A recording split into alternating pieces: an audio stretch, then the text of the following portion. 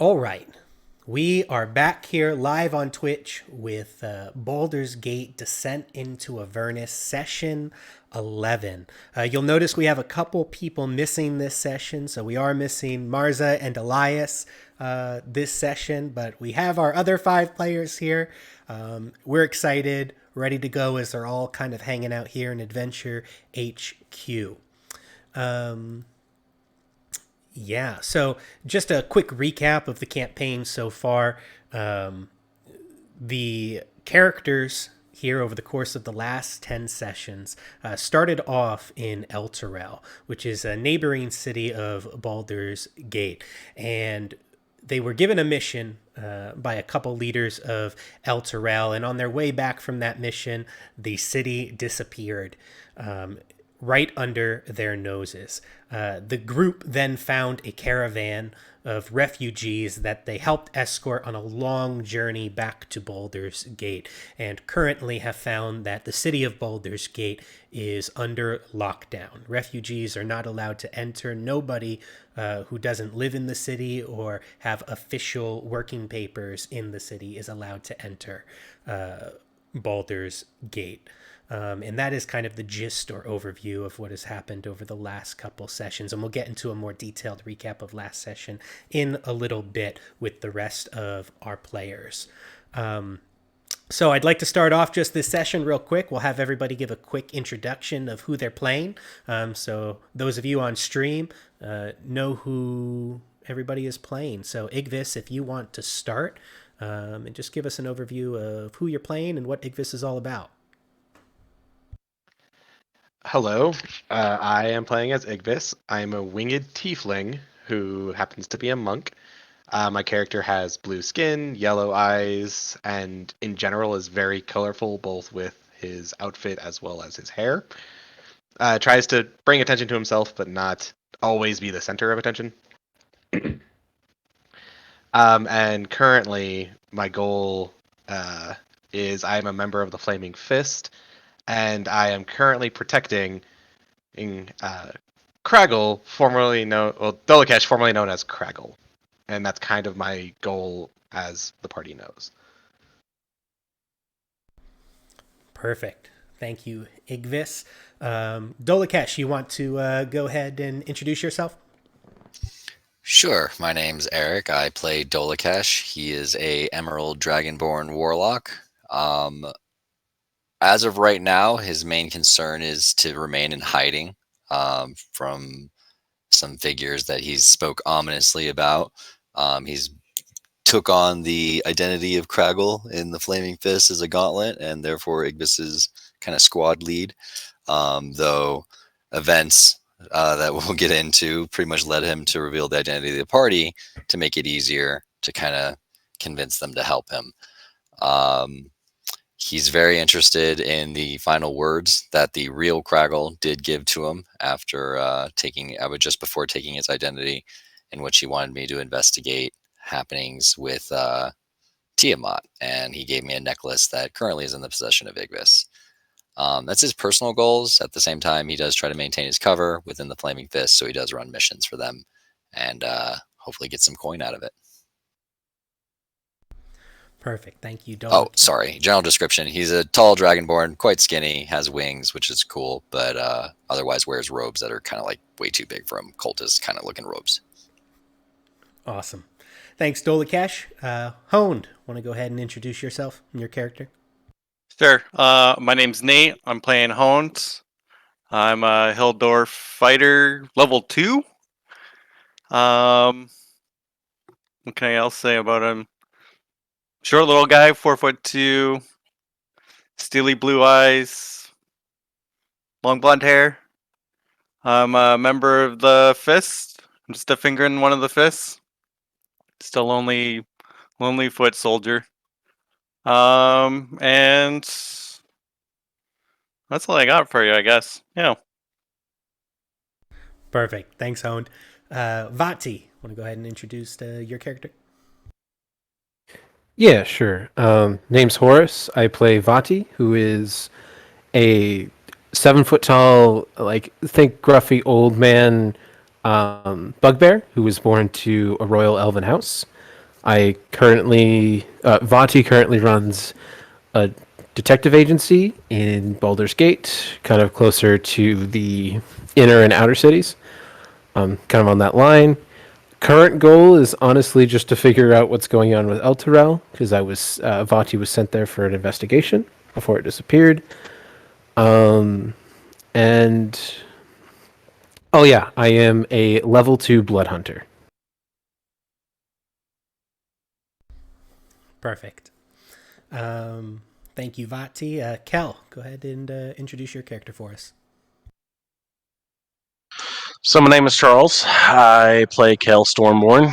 I'm about 7 feet tall, 250 pounds. I'm a Dragonborn Paladin, second level. Um, I was on a mission when El Terrell fell to discover who killed my mother. That is actually my sub mission. My main mission right now is to just kind of help out the other members in the group and to protect them. He is very much a warrior. He was raised by his father, and he is a member of the Hell Riders. He is a hoof, I believe, if I remember that correctly. He's a hoof class in the Hell Riders, and so he's the lowest of the low. But yeah, that's Kel in a nutshell. Awesome. Perfect. Thanks for those introductions. So at the beginning of every session, we like to do a detailed recap of what happened last session. So if everybody wants to go ahead and roll me a flat D20. Cal, since you were absent for part of last session, we'll keep you out of this roll.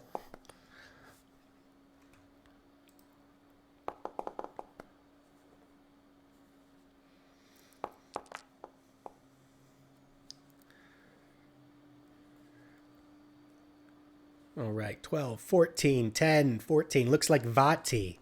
Vati is the lowest. So, Vati, whenever you are ready, you can go ahead and give us a recap of last session from your character's perspective.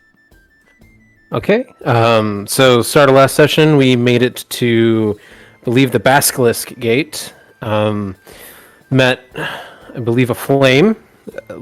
Level Flaming Fist. I tried to get Marza and a couple of the other people that didn't have identification or live in the city in. Turns out didn't file the right paperwork.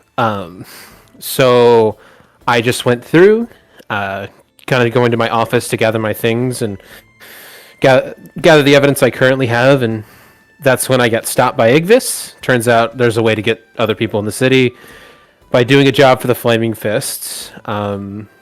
We went back there, got some basic information, and then we headed back into the city, me, Igvis, and Honed, to go look at the bodies. Found out that there's definitely some cult shit going on, and then went back to inform the rest of the group of what went down. They definitely seem, the cults are different. One of them was from the Three Dead Gods. The other one was of the same variety we met on the road back to Baldur's Gate. And we kind of came up with the plan to stay at the inn and look to see if there's anything that was going to happen in the alley where a lot of the deaths were reported. And that's, I believe, where we left off. Yep, you guys were staying overnight at the Salty Dog Inn. So yeah, let's go ahead and just switch scenes here. We'll go back to the Salty Dog Inn. So you ended up last night deciding that you're going to stay at the Salty Dog Inn. Vati bought up all of the rooms. Of course, Elias has a free room at the inn for playing his music for the lovely barkeep, Gentha. So as the night falls and you go up to your room in order to pack in for the night, Gentha locks up a couple different rooms and then heads off to bed. The rest of you do the same, and you decide that you are going to take shifts overnight. Last night I wrote down here that you were planning for Igvis to take the first shift, Honed and Elias to take the second shift, Marza and Kel to take the third shift, and Dolakesh and Vati to take the fourth shift. Is that still your plan? I'm down with that plan. Yeah, that sounds good. Sounds good to me. All right, perfect. So just quickly going through the shifts. Igvis, what was your plan, I guess, while you're staying up? So, I mean, you're doing a shift, but what exactly are you doing during that shift? Well, currently we have me inside in the hallway looking out towards the alley. So I would probably be sitting at the window watching and listening for anybody approaching it. Okay. Sounds good. So, go ahead and give me a perception or investigation, whatever you'd like. Either one. You can choose one or the other. 21. 21. So, Igvis, as you're by that window and you are looking out, everybody else is kind of in their rooms, just heading down for bed. It's about 1 a.m. And all of a sudden you notice you have dark vision and you can kind of see the alleyway, but all of a sudden your dark vision goes out. And you can no longer see the alleyway floor or the buildings across the way. The window itself almost just seems to go pure black. And you also hear footsteps in the back alleyway. So as soon as the light goes out, I guess is the best way to describe it, I know which rooms everybody's staying in, right? Yes. So the room immediately to your right, the bottom right there, has Dolakesh, Honed, and Marza. Vati's to the immediate to your left, and then down the hallway a little bit are Kel and Elias in smaller rooms. Okay. So in that case, I would run here, knock on the door, and scream, "Get up! Get up! Get up!" and jump out the window. And jump out the window. All right.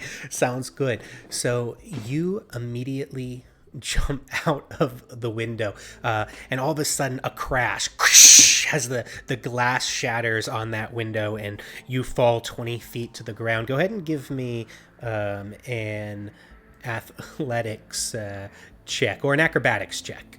Either one. I can fly, which is why I would jump. Oh, perfect. Even better. Of course, winged tiefling, boss. So you kind of jump out of the window, and do you just kind of float directly to the ground, or do you just continue to hover in the air when you jump out? I would probably go maybe 10 feet off the ground and go like down the alley. Okay, so what I'm going to do is put you somewhere else on the map as you are quickly moved. So when you jump out the window, you basically are right here in the back alley. So you can be as high as you'd like. You can move your character where you would like. Kel's going to rush to the window, and he's going to follow Igvis out the window. So you're going to jump out the window, Cal. Why not? Let's give it a shot. So The first people I woke up were Dolakesh, Honed, and Marza, right? They were all in the same room? Correct. So you only So I went to banged on their doors specifically. I gotcha. Well, I feel it depends on. Do you think that we would all hear the glass like break as you jump out the window, and obviously some Yeah, so you know yelling. what? Why don't we do this? Because I think it'll be better served if we just enter initiative. So where everybody is right now, and Igvis, I'm just going to put you right outside. Go ahead and roll me initiative, because it's just going to be easier to do it this way. I didn't select my character. Oh no. Oh no!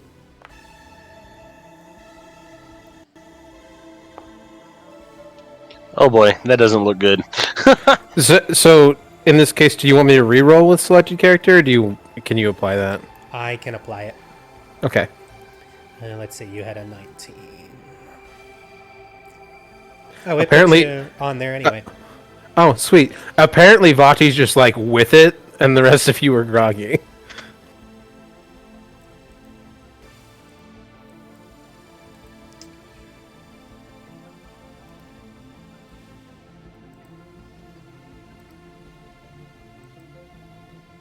We're having difficulties opening our door. Yeah, it's because like the three of you try to rush out at the same time. Yeah, exactly.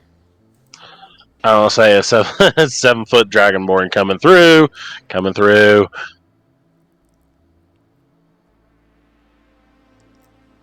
I'm glad I rolled, since I was the only solo person, I'm glad I rolled high for my perception. All right, so Vati, you are up first, so you just hear glass shatter, and you are suddenly awoken in the middle of the night. What do you do?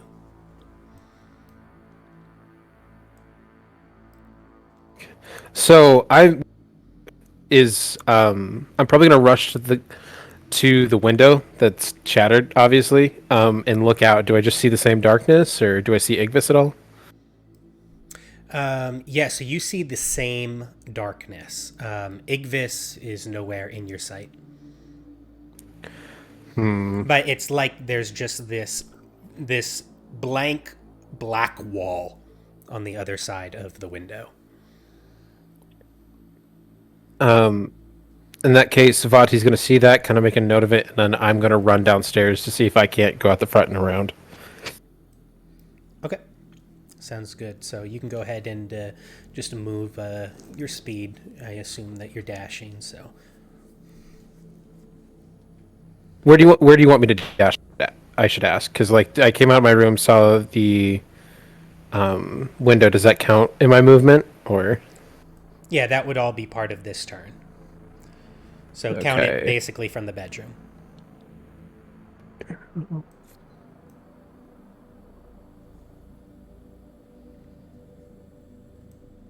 Okay, so I probably because the window is like right here, right? Yes. Okay, so this is.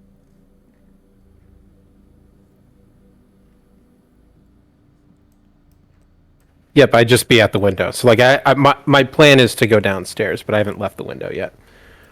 Okay, that would only be one movement though, right? Oh yeah, because that's right, dashing. So Yeah, so dashing, you can take a second movement.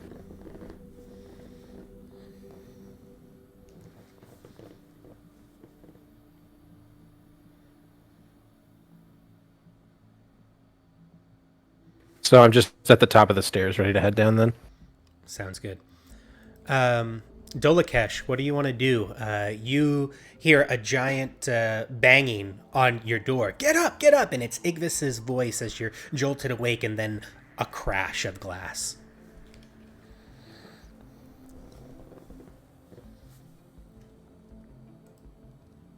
By the way, it shows that you're talking, but I can't hear you in Discord. Habit of muting my own mic. Okay, so the window is like there, Yeah, the window is like right here. and of course I go to it and I see inky blackness. That was 5, 10, 15, 20, 25, 30. So yeah, I'm just gonna look out. Is Igvis flying above the darkness, or is he gone? Like, I can't even see him. You can't see him, but you can hear, I'll say, the flapping of his wings. I'll just yell out, Igvis, what's going on? And you can respond, Igvis. Everything went dark and I heard footsteps. So you run in blindly. I'm gonna just ready Eldritch Blast for something to appear. Okay, sounds good. You do that. Igvis, what do you want to do? You are currently flying above, and it is black all around you. You can't see 5 feet in front of you, above you, below you, to the side of you. You are in a black void flying in the air Okay. over what you assume is the alleyway. Yeah, in that case, since we know that there's only one entrance, I'll head in this direction and around. Ah.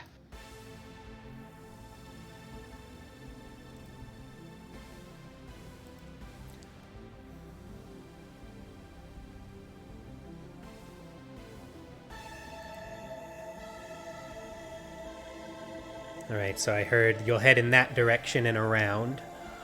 So that was. Yeah. Is it 35 still feet? total darkness where I'm at? This was like 40 feet. You are. So as you get here to around the corner, you can all of a sudden see. And this whole section where I'm pinging, it's basically a wall of black in that alleyway. Okay, in that case, since I know there's only really one exit, I'll move. Finish my.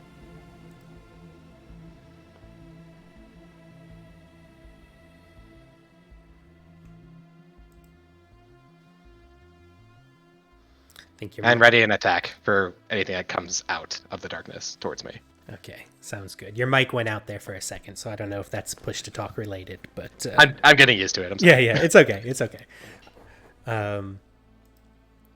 All right, perfect. So you go around and you ready an attack for anything that comes out of the darkness. I will be on the ground at this point. I'm not floating anymore. Okay, sounds good.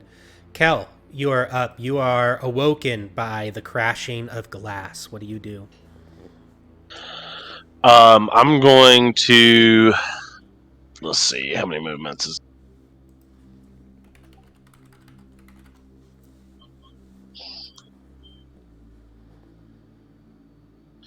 I'm going to exit my room, and I'm going to draw Night's End, and does that illuminate? That should illuminate a little bit of space. I'm going to attempt to follow Igvis out the window. Okay, remind me your sword. What is it? What's the radius that it illuminates? It should say in the description there.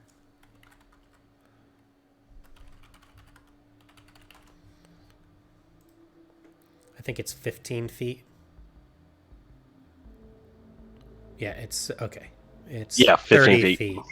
It's Or 30 feet, sorry. 15 feet. I couldn't. And then an additional 15 feet dim. I'm just going to add a light to you.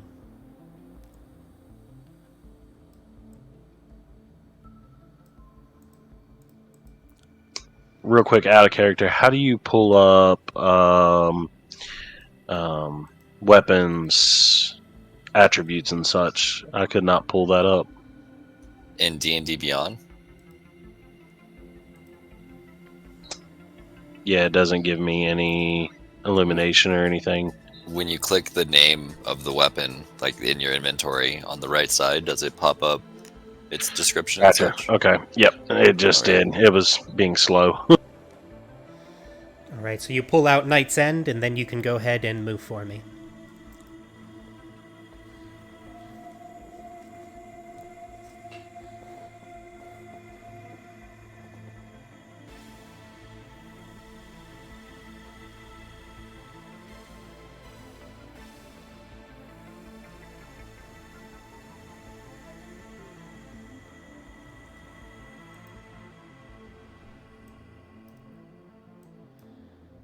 Side note, loving the vibe of the background music right now.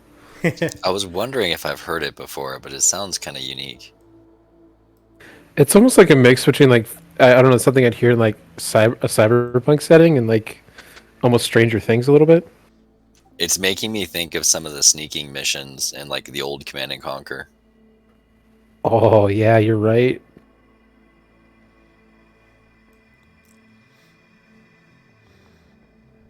Right, remember, Kel, you only have one movement. So it's an action to pull out your sword, and then you get one move.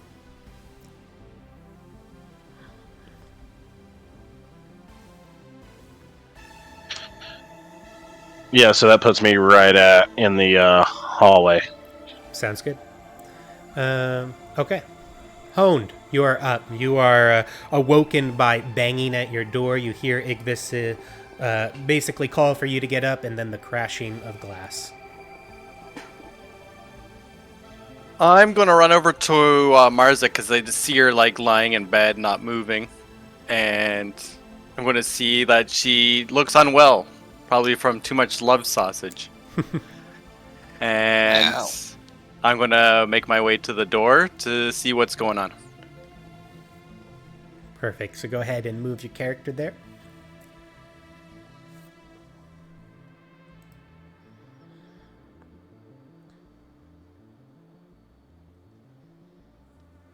And then I'll holler at Dalakash and see what's going on. Hey, what's going on? There's just darkness outside, magical it seems. All right, I'll head down the hallway to head downstairs. That should be all my turn. Perfect. Igvis, as you are sitting there in the alleyway, darkness starts to envelop you. That darkness, that blank wall of blackness, moves towards you and eventually encompasses you as you are enveloped once again in pitch black. Vati, it is your turn. Yeah, I'm just gonna keep doing what I was gonna do. So for the stairs, it's 5 feet. Okay.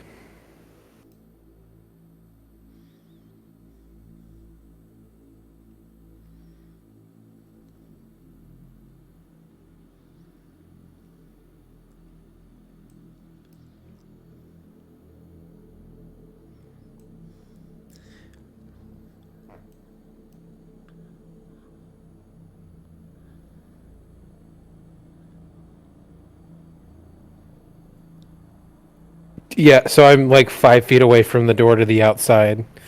I'm just rushing down, and I'm gonna just like yell out because I see that Hone and Dovikesh are behind me. I'm going outside. I'm gonna try to capture them on the. I'll try to lock them in on the other side of the alley. And that's gonna be my turn, dashing all the way over here. Sounds good. Dolakesh, it is your turn. As you're looking out that window, you notice that that darkness that was right up against the window has now dissipated. And as you look out the window, you can you can't really see much because you don't have dark vision, do you? Nope. But it's no longer a pitch black wall. It's still too dark though for you to see.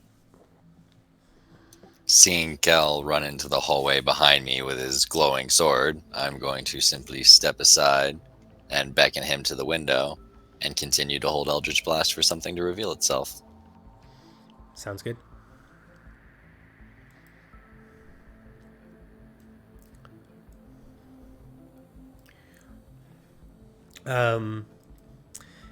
Igvis, you saw that large cloud of darkness, basically that wall of darkness just enveloped you, and you now again can't see anywhere up, down, to the side, within 5 feet of you. And as you are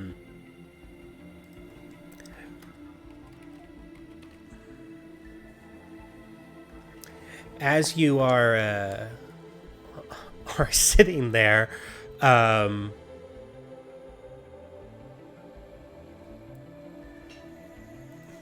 one second. All right, this is kind of funny.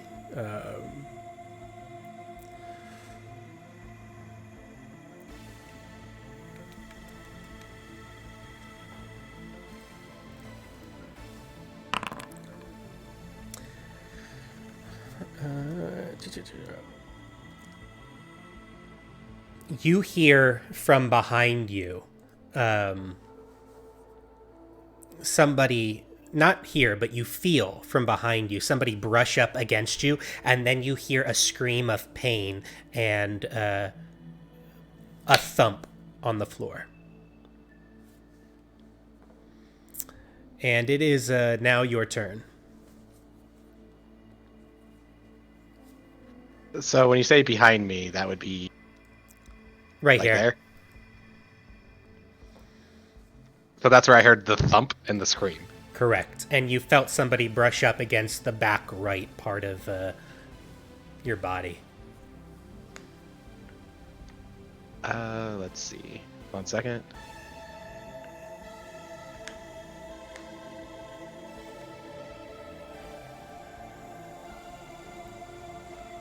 So, the problem that we have right now is that there's a moving ball of darkness that obviously I can't see through. And I'm just hearing sounds at this point. So I think the first thing I would try and do is reach out to see if I can grab or grapple anything within the vicinity. Anything that may still be standing, at least. Yeah, so you try to grapple. So just describe to me how you go about that. You just kind of reach out with your arms at the darkness behind you to try to grapple. In whatever direction I felt something touch me. Okay. Essentially. Go ahead and make me an athletics check at just a normal flat athletics check. A 20. A 20. So as you kind of reach out, your leg hits something, what seems like a body on the floor, that is prone on the floor, and you are able to kind of reach down and wrap your hands around some sort of figure that seems to be wearing robes, and as you're kind of feeling around and gripping, it seems like there's a hard object over where the face should be. And is it currently struggling against me? Or is it? Yes. Okay. In that case, I do have some rope on my belt, and so I would try and do whatever I could to wrap up whatever legs or arm I can get to. Okay, say that again. So you're grabbing rope out. I have rope on my belt, so I would want to try and tie them up as best as I could, obviously in the darkness. Okay, so for this turn, we'll say that you grappled whatever it is that you grappled, and you pulled out your rope. And Cool. Next turn, you can attempt to tie this thing up, assuming you still have it. So in that case, I guess the only other thing I would do is just to yell out, like, "Hey, I think I got him here," and that'll be the end of it. Okay. Kel, your turn.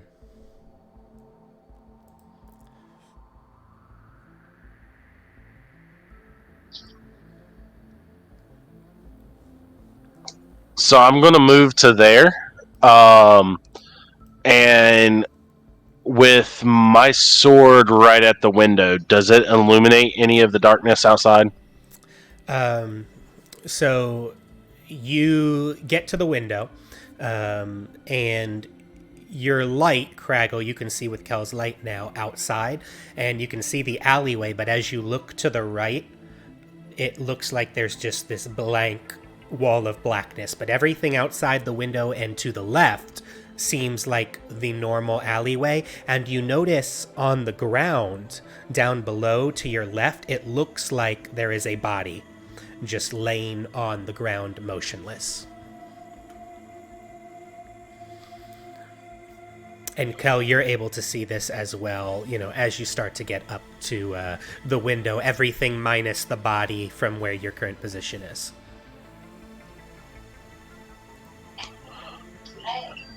Okay, I'm going to say, Craggle, can you see anything? What's out there? Just a body. I don't see Igvis. We need to get to him as soon as possible. He could be in danger. Like usual. Not my fault this time. I'm just going to prepare Shield of Faith, and that'll be the end of my turn. Okay. Sounds good. Honed. Your turn. I'm just gonna keep making my way to the alleyway. All right, go ahead and move yourself.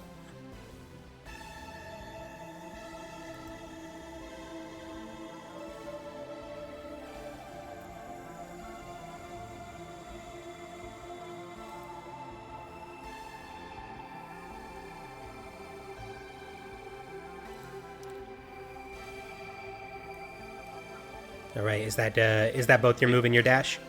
Yeah, that's everything. Okay. Igvis, as you are grappling with this body and you grab out your rope, you feel something again.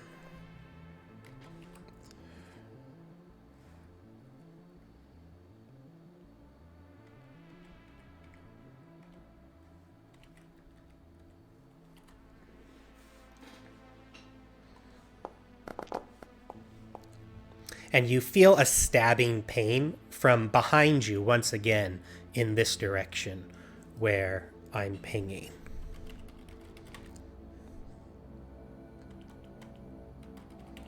Okay. Is any type of damage I'm taking? Yep. I'm just doing something real quick. You actually feel 2 sharp pains. And you are going to take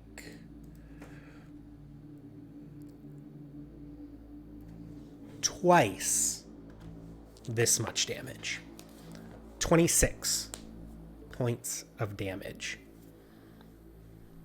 All right then. As you feel 2 sharp pains come from behind you. Are you, what is your status? I am out. Okay. As you fall unconscious on the ground, and those of you by the window, so that would be Dolakesh, Kel, you can hear a scream that sounds like it came from Igvis, from that darkness to your right.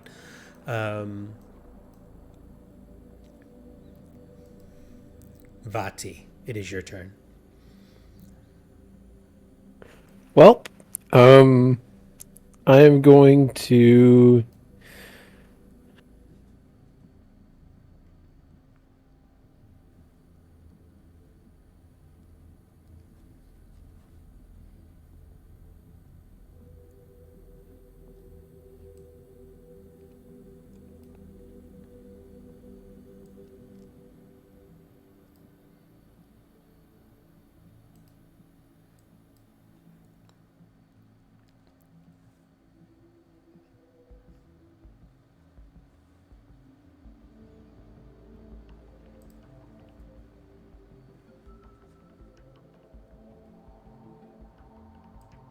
I'm just gonna double dash like again, trying to get to like the end of the alleyway. Oh shit. What do I see? If I do have dark vision for 60 feet, do I see anything? Wall of black? So anything? basically, right here, there is a wall of black. So 10 feet in Okay. front of you, this wall of black is there. Otherwise, you can see everything behind you like normal dark vision. Okay, so I mean I just dashed to get here. Do I hear the screams or anything? Yeah, I'd say you were by the door too. So, I mean, you would have heard Igvis yell and scream in pain, but now it is just silence.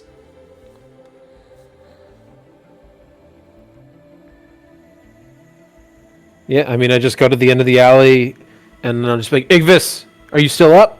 You out? And you receive no response. Shit. Honed, I'm gonna need you out here. Dolakesh, you are up. Hearing Igvis's death scream, I'm gonna just scream out Igvis and beckon Cal out. There's nothing I can do in that darkness, unfortunately, and hold Eldritch Blast. All right.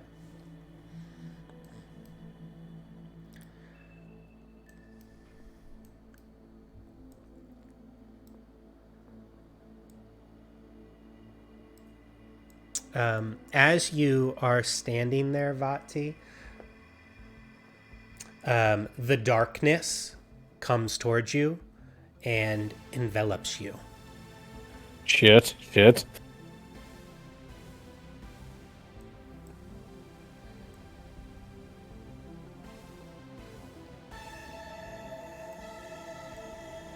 As weird as this sounds, can I crouch? Can you crouch? But like the moment the darkness envelops me, can I just kind of like crouch and like Get hopes lower to the ground? Yeah. Yeah. Okay. I will do that then. Kind of like mid. I don't know if you've ever seen like the people who run track, but like almost like my feet are prepped to run in a direction, but just crouch low, ready for anything that hopefully comes, or not hopefully, that might come my direction. Yeah. Sounds good. You are staying low to the ground, just wary of what comes next, unable to see within 5 feet of you in just pitch blackness. And another curious question: can I hear anything while this blackness comes over me, or is that everything muffled? Like, Give me a perception check.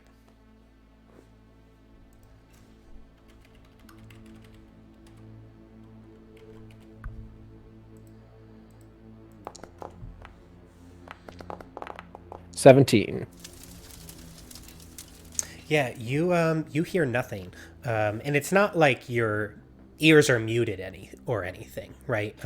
Like it sounds the same in the darkness as it sounded outside of the darkness, but Okay, that was kind of my main question, was like if it became like a sound booth, or if it was like similar sounds, just I couldn't see anything. Similar sounds, which is curiously very little. Okay.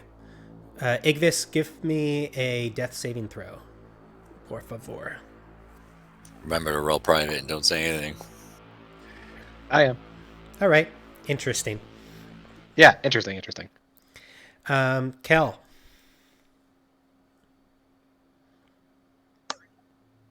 So I'm going to jump out the window. That's 5 feet, and then I'm going to get as close to Igvis as I can. By the way, real quick, you guys would know at this point that I basically have 2 health potions at all times on my belt. Just saying. So say one more time for me, Kel. You do what? Oh my god. Oh, come on.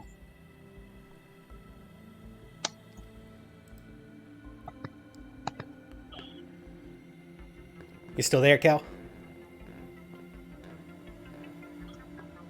Yeah, so I'm going to leap out the window, and I'm going to get as close to Igvis as I can. Okay, go ahead and give me an athletics or acrobatics check. Your choice.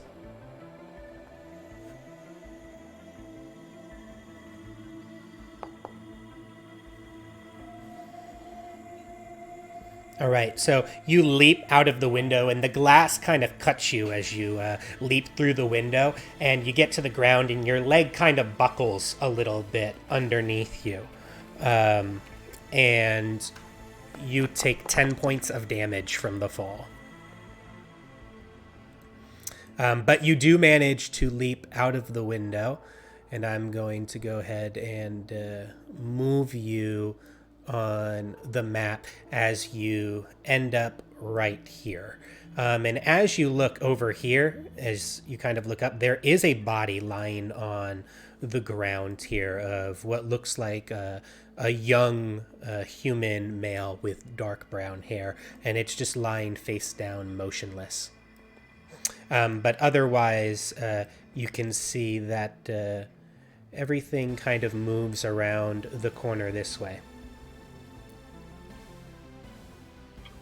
Oh my god. What?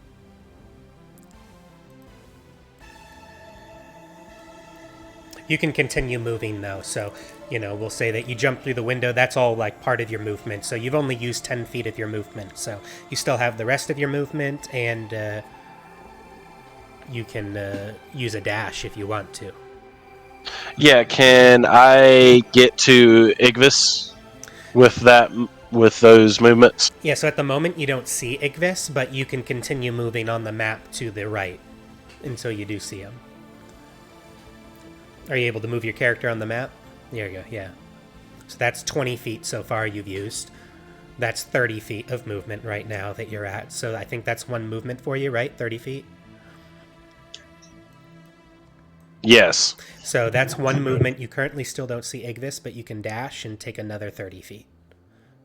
So now as you come around the corner, you can see him, and that's 15, that's 20. So that's 20 feet for you to get all the way up to Igvis, and you see him motionless on the floor, and there is blood pooling from his back all around him. But that would be 2 moves for you to get up there. So next turn, you could do something. Unless you have a bonus action that you wanted to do.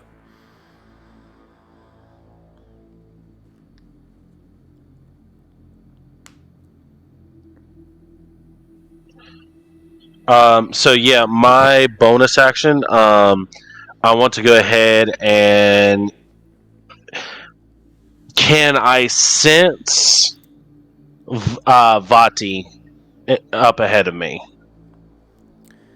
No. So actually, in fact, when you get here, you notice that right there, where I'm pinging, is a wall of blackness. So you can see basically Igvis and another 10 feet, and then all of a sudden, the rest of the alleyway is pitch black. Okay. I'm just going to. I'm going to hold Shield of Faith. All right, Honed, you are out. Okay, I'm gonna make my way to Vati when I heard him hollering to get out there, so that's what I'm gonna do. Sounds good. Go ahead and move yourself on the map.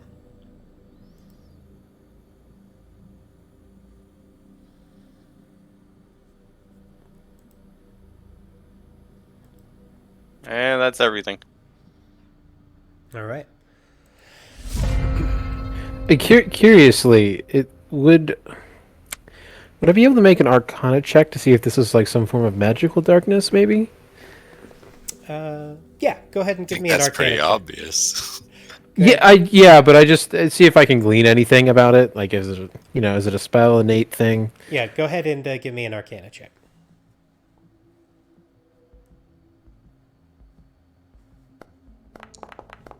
Big oof. It's only a 14.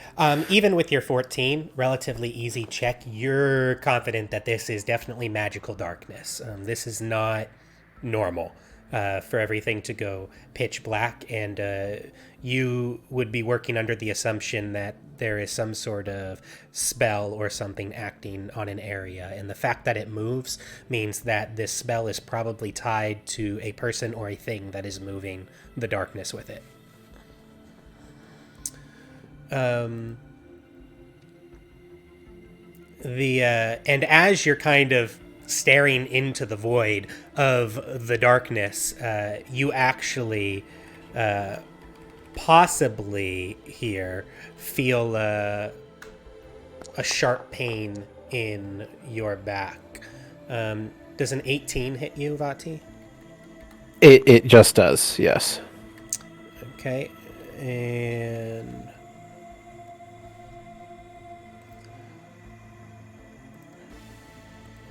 we're gonna pretend like we had that private the whole time.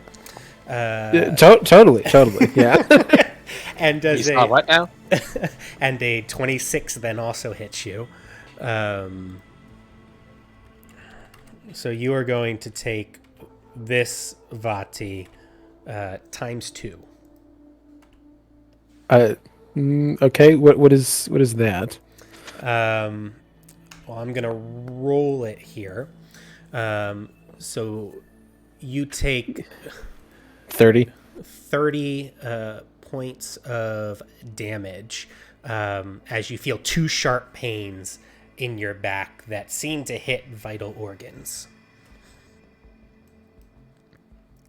Yeah, no, I think that I'm also out. Right, and you slump to the floor. And you all hear Vati scream and yell in pain. Vati, go ahead and give me a death saving throw. Don't forget to make it private. Why, thank you.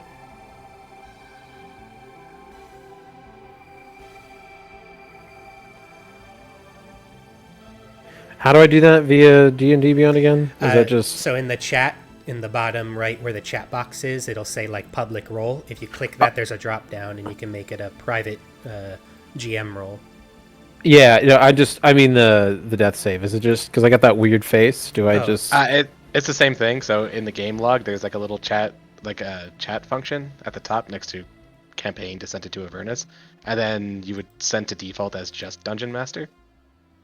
And then when you're ready to roll your death save, when you click on the face, it's the dice in between them. Okay, yes, I see.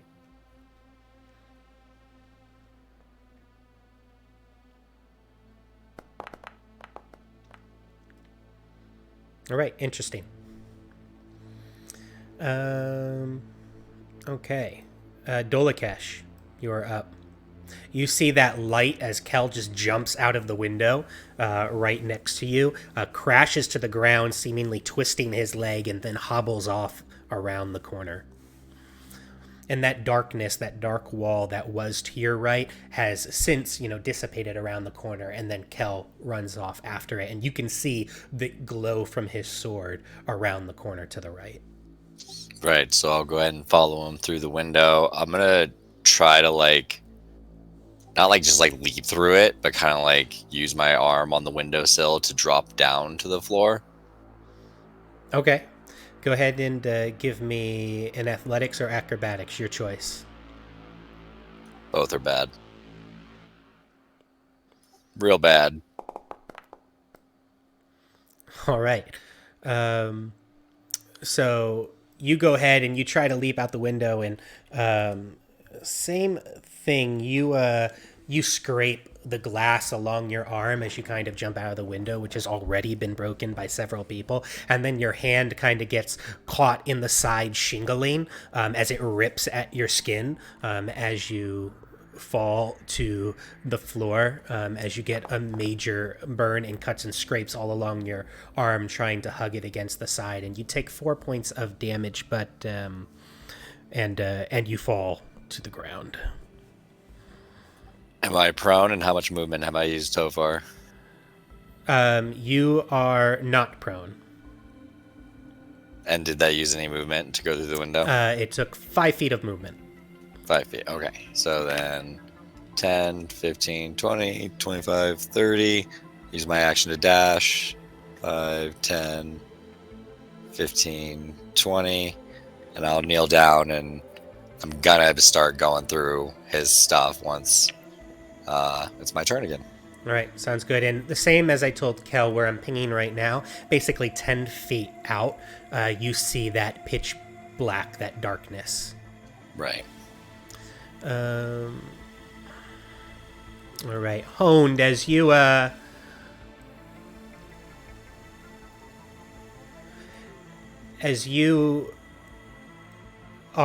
standing there, you actually see the darkness come from around the corner and kind of envelop this road area in front of you, and then it moves away from you down the road.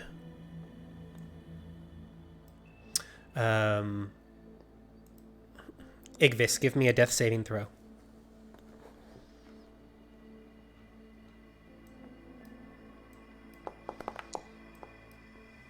Interesting, interesting. Yes, interesting.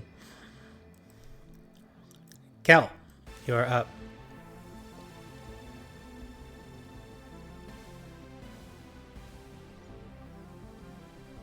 Okay, so And at this point, Kel, you would see the darkness recede. So your light allows you to see up to here. So you can basically see to the edge of your light. So you can't see Vati yet, but you notice that the dark recedes back down the alleyway.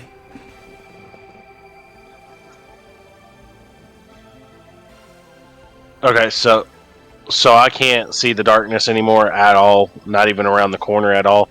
Correct. Basically, that unnatural pitch blackness is gone, and it's just basically normal nighttime. But given your limited vision, you can see basically the range of the sword is illuminating right now. Okay, so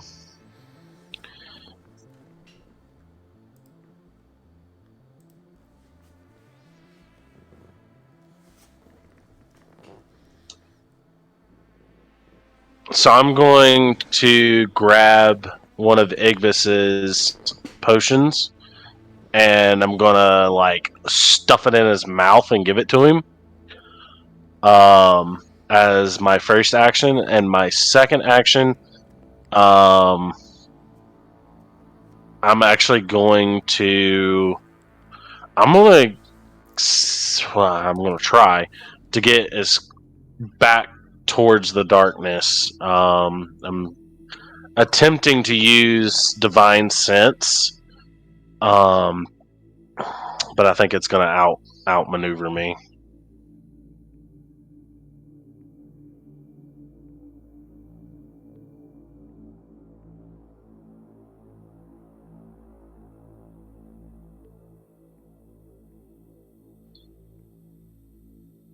So Igvis, So as you get there, so you kind of move. Igvis already rolled the potion of healing there. As you get there, Kel, though, Vati comes into your view, and Vati is also laying in a pool of blood on the ground. And Vati seems pretty banged up.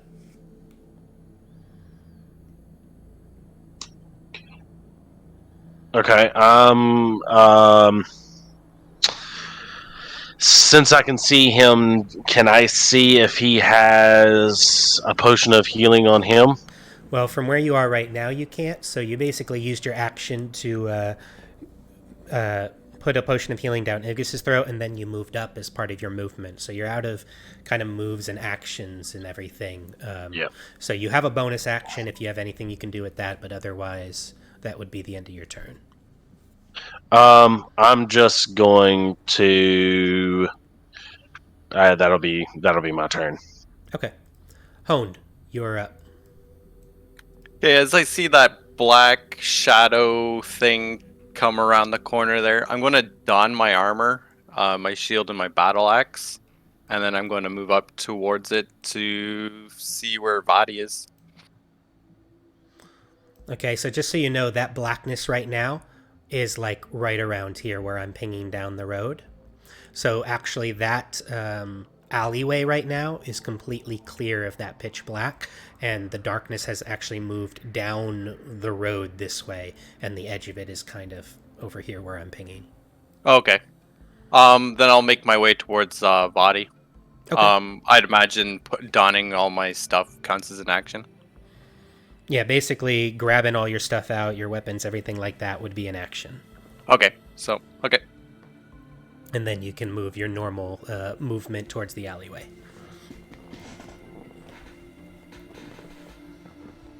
That'd be my turn. All right.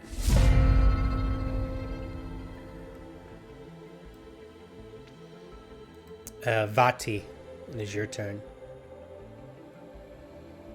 Go ahead and give me a death saving throw. Let me make sure it's still private. Also, we lost Cal, I think. We did. He's back. Neat. Very neat. Yeah, interesting. Dolakesh, it is your turn. You can see Vati because of your dark vision. Oh, you don't have dark vision. I'm sorry. You can see him anyway, though, because Kel's light is Right. there. Dimly lit there. Yeah. So you saw Kel shove a potion in Igvis's throat, and Igvis just kind of coughed up a little bit of blood and seems to be breathing. But Vati is on the ground and it looks seriously injured. Would Igvis, out of turn, be able to hand me his other potion so I can take off running with it? You can hold your turn if you want to until Igvis goes. So basically, Igvis would take his turn, and then you'd take your turn after Igvis. My whole turn, not just my action? Your whole turn. So you can just Okay, cool. You can delay your turn and choose to go after Igvis. Could I do a free action to just hold out my hand and be like, your potion, quickly? Yeah. You can speak as a free Cool. action. Yeah, so that's what I do. Okay. And honed from where you are, you see that darkness that was over here continue to move down the road and eventually around the corner until it is now just normal night.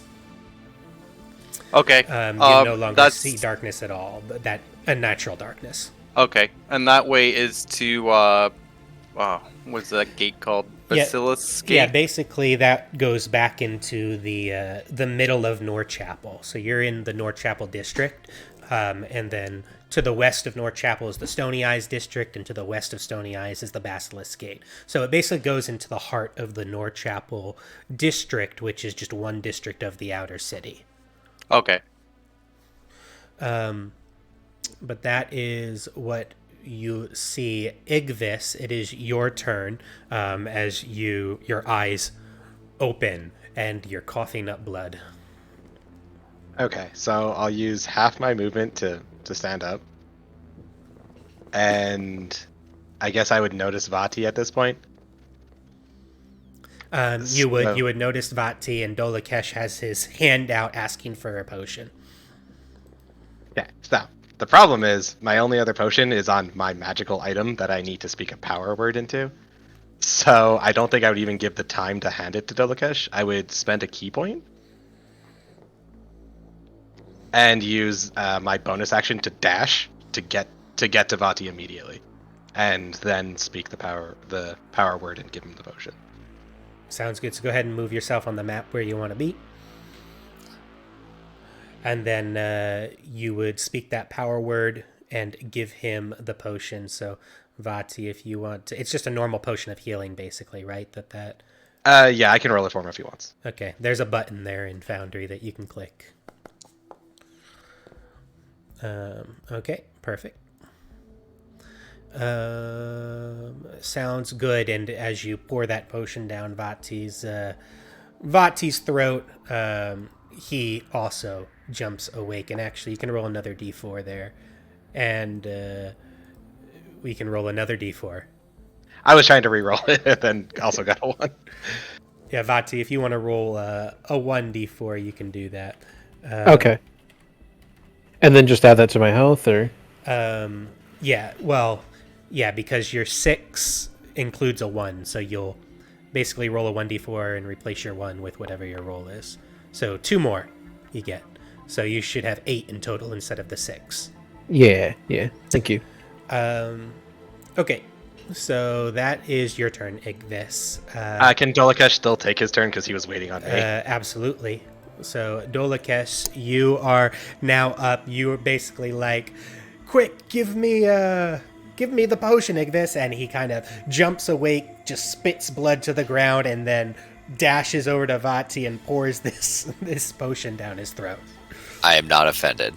I don't feel like there's a threat. I'm probably gonna just keep my wits about me, hold Eldritch Blast as usual, but you saying fall back. Yeah, no, we should fall back. Chasing that's a bad idea. Sounds good. Cal, what do you want to do?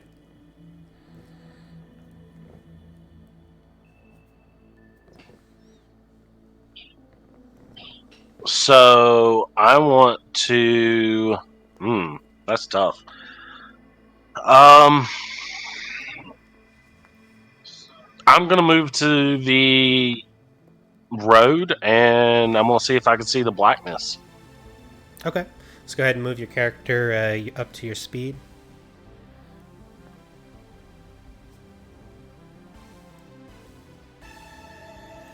So you move up to there, and you do not see that pitch blackness from there.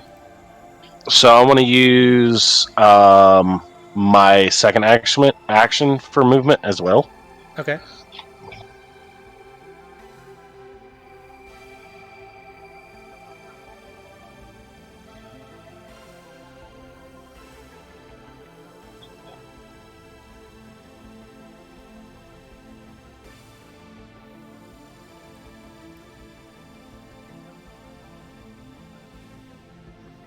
Yeah, and you still do not see the blackness after using your second movement.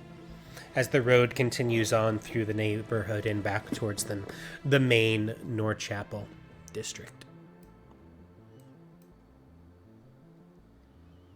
Kel's just going to take up a defensive position and watch the road. Sounds good. Honed. I'm going to holler to Cal and tell him that the shadow went down the road and rounded a corner and just disappeared, and ask him if everybody's all right around the corner there, or if everybody's all right.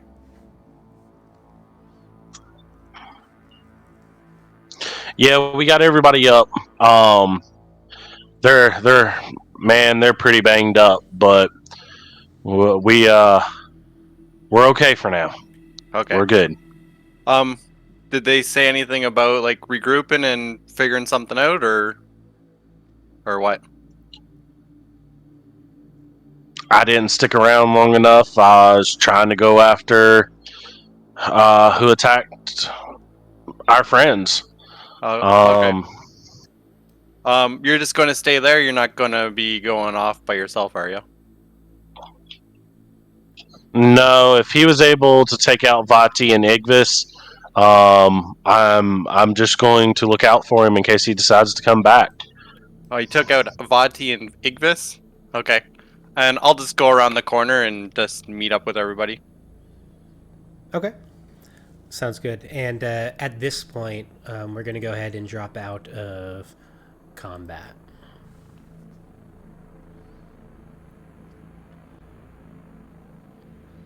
And you are free to interact and do as you wish out of turn order. I'm gonna look to Ivis and be like, "Can you help me up? Because I'm probably still laying on the ground." Yeah, I'll reach down and pull Vati up. What the hell was that? Whatever it was, there's at least 3 of them. Can I look at Igvis's back? I imagine the wounds are healed, but I'm kind of like wanting to investigate the holes in his clothing for possibly what kind of weapon was used. Yeah, go ahead and give me a heal check. A heal? You mean medicine? Sorry, a medicine. Thank you. Kel's gonna take out one of his potions of healing, and he's going to use that on himself as well. I'm going to run to see the other body. Okay, sounds good. So Dolakesh, looking at Igvis's back, it's very clear that Reroll that one. It's very clear that a dagger was used. Multiple small puncture wounds in his back. Would I be able to determine if this was one attacker or 2? It definitely seems like multiple attacks. Multiple attacks, like would it be like... There's multiple puncture holes that seem to come from daggers. Okay, and I wouldn't be able to determine if it's just one person using 2 daggers or 2 people. Yeah, you wouldn't know that much. Right. Okay, you would just cool. know that he was hit with multiple attacks. Right. Gotcha. Okay. Vadi's not here, so I'll probably actually go ahead and follow Vadi back to the body. I'm gonna do an investigation check on the body. Okay, go ahead and roll me investigation. Vati. And I'm sticking with Delakesh. At least it wasn't my fault this time. I'm gonna use my inspiration on that. All right, go ahead and re-roll for me.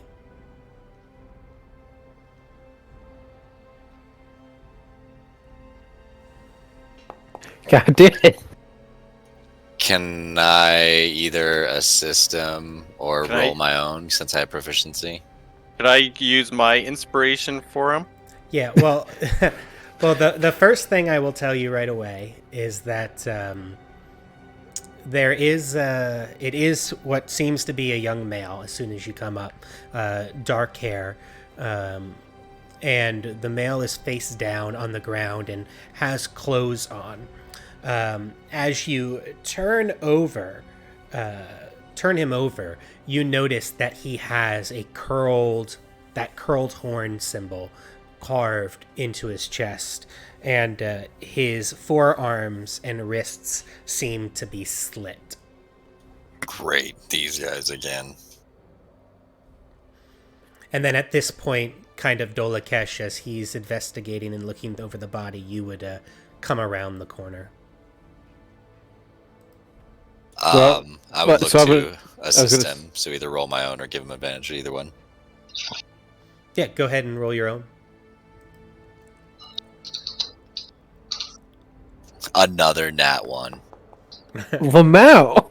All right. The dice don't want us to know what this fuck is going on here. Yeah, kind of basically just what I described. Well, it looks like we're dealing with those fiends along the road. He's killed the same way that they were at the Mortarium. So Kel's gonna come back to the group. Fairly certain that the shadow isn't coming back. And he's going to do his own investigation on the body.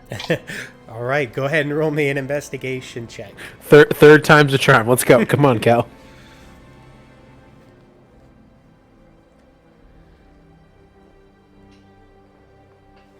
Maybe what we needed was the light from the sword. Right, it's just too dark, man. Hood's in my eyes. Are you Holy joking? crap! Oh my god! What the heck? That is absolutely I kinda- acidine. Hold on. Let's. That 20 Why? on the inspiration? Is that what you're doing? Are you using inspiration, Cal? I am. Okay. Thank God. What All right. the ever-loving Three three ones. nat 1s and then a nat 20. 3 ones followed by a nat 20. Wow. What are the odds? Ridiculous. So anyway, Cal, your investigation check.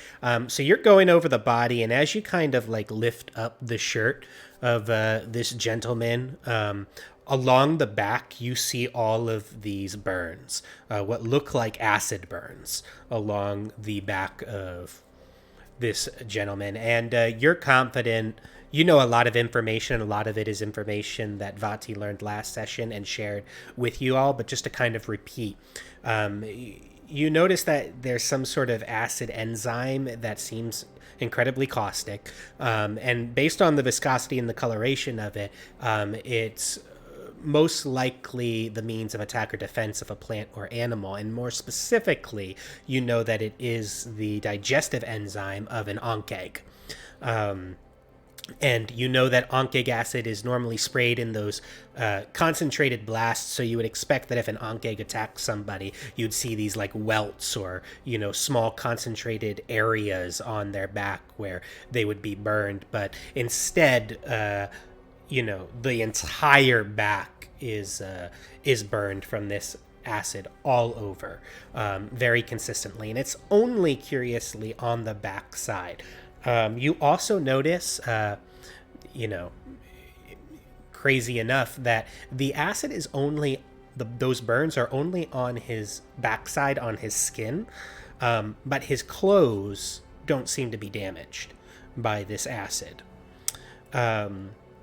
Also, in addition, to that, you find what seems like some paperwork stuffed and folded into a hidden pouch in his pants. And as you pull out that paperwork, it seems to be a ripped page of a journal. And it is the bottom part of that journal, but from what you can make out, it's signed by someone named Ness Taffy. And I will type that in chat for you. It's signed by somebody named Ness Taffy, and it seems like it's an accounting or the end of an accounting of a journey towards Baldur's Gate. So it looks like it was somebody was logging basically their journey to Baldur's Gate. And at the end of it, there is a little section where it basically says, I'm so happy to be here finally at Baldur's Gate, though the refugee camp is horrible. I believe that there is brightness ahead of us. And then it's signed Ness Taffy.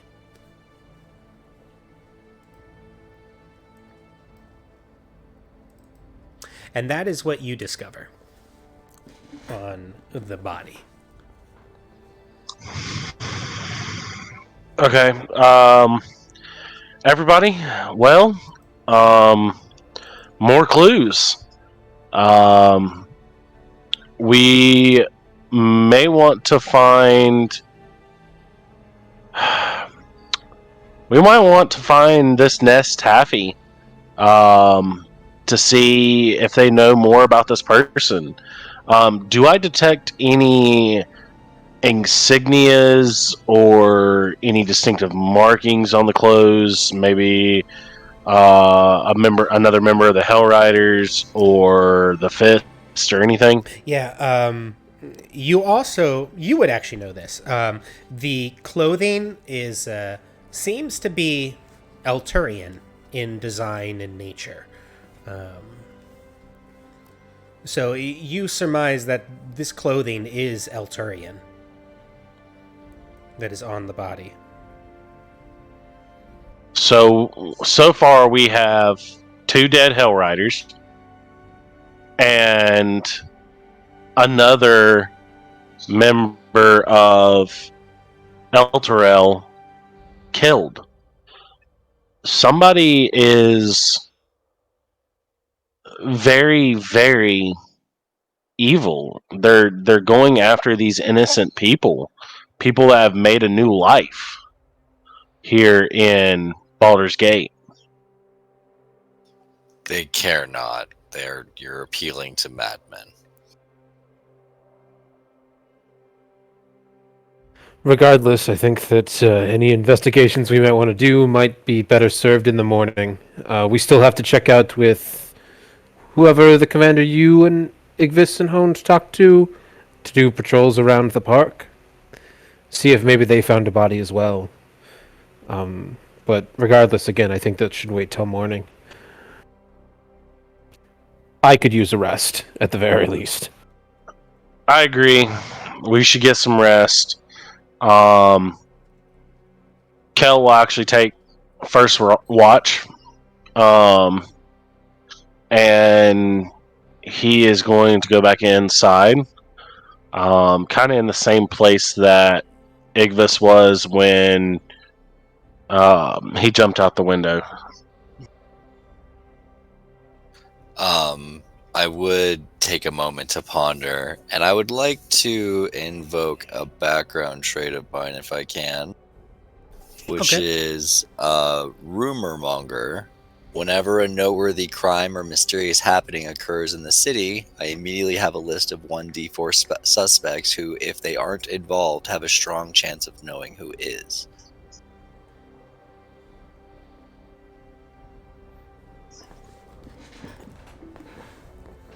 Okay. read it one more time for me? Or link it in chat. Can you link it in chat? Yeah, For me? I'll copy paste it because I don't know how to put it. Oh, there we go. Actually, I should be able to do it from here.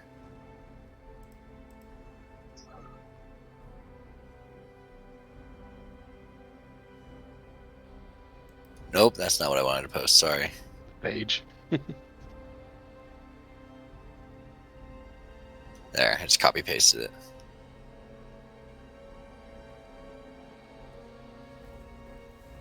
It's really just the last line, though, that matters here.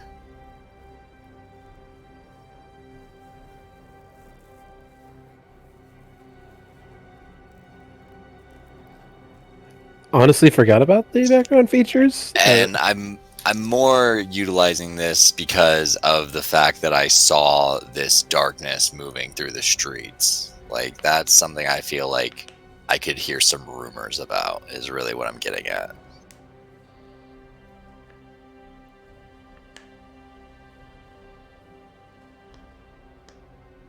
Yeah, you would immediately your intuition points you towards Mad Morgaine. You heard about Mad Morgaine from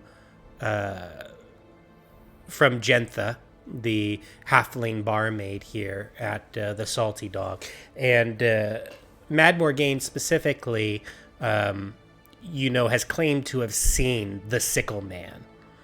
And shrouded in purple darkness, and you believe that she is probably the person that you want to talk to. And though she is known for being a little loopy, you think that that's probably your primary lead that you would want to follow up on. And I do vaguely remember Marza asking quite a few questions about Mad Morgaine, and she was a regular of the bar. Was she only frequented the bar? We were expecting to meet her back at the bar, right? Yeah, basically, Gentha said that every morning Mad Morgaine comes in and she feeds Mad Morgaine a free meal, a free breakfast. Right, perfect. So, bet it is. I agree. I'm interested to meet this Mad Morgaine, so I'll take Last Watch. It would have been nice to know that there was more than one Sickle Man. Just saying. Yeah, cycled men would have been a preferable descriptor, but hey. That's why as soon as I caught somebody, I'm like, oh, maybe I can actually tie them up. Yeah. Stabbed in the back. Also, thank you for the reminder that there's actually background features, because this would mean that the Flaming Fist have firm opinions about me. I'm not really a Flaming Fist, though. I know. I just mean that, like, for future reference, when I'm pulling out my documentation, I should be reminded of that. For sure, yeah, it's useful stuff. I would just want to let everybody know while I'm taking them inside that when I had one pinned and I could feel what felt like a mask that they were wearing, I guess that's how they were able to see in this darkness. I mean, I'm sure it is a surprise to no one that that darkness was very magical. So mages of some sort, whether they be more blade and or rogue affiliated, is yet to be seen.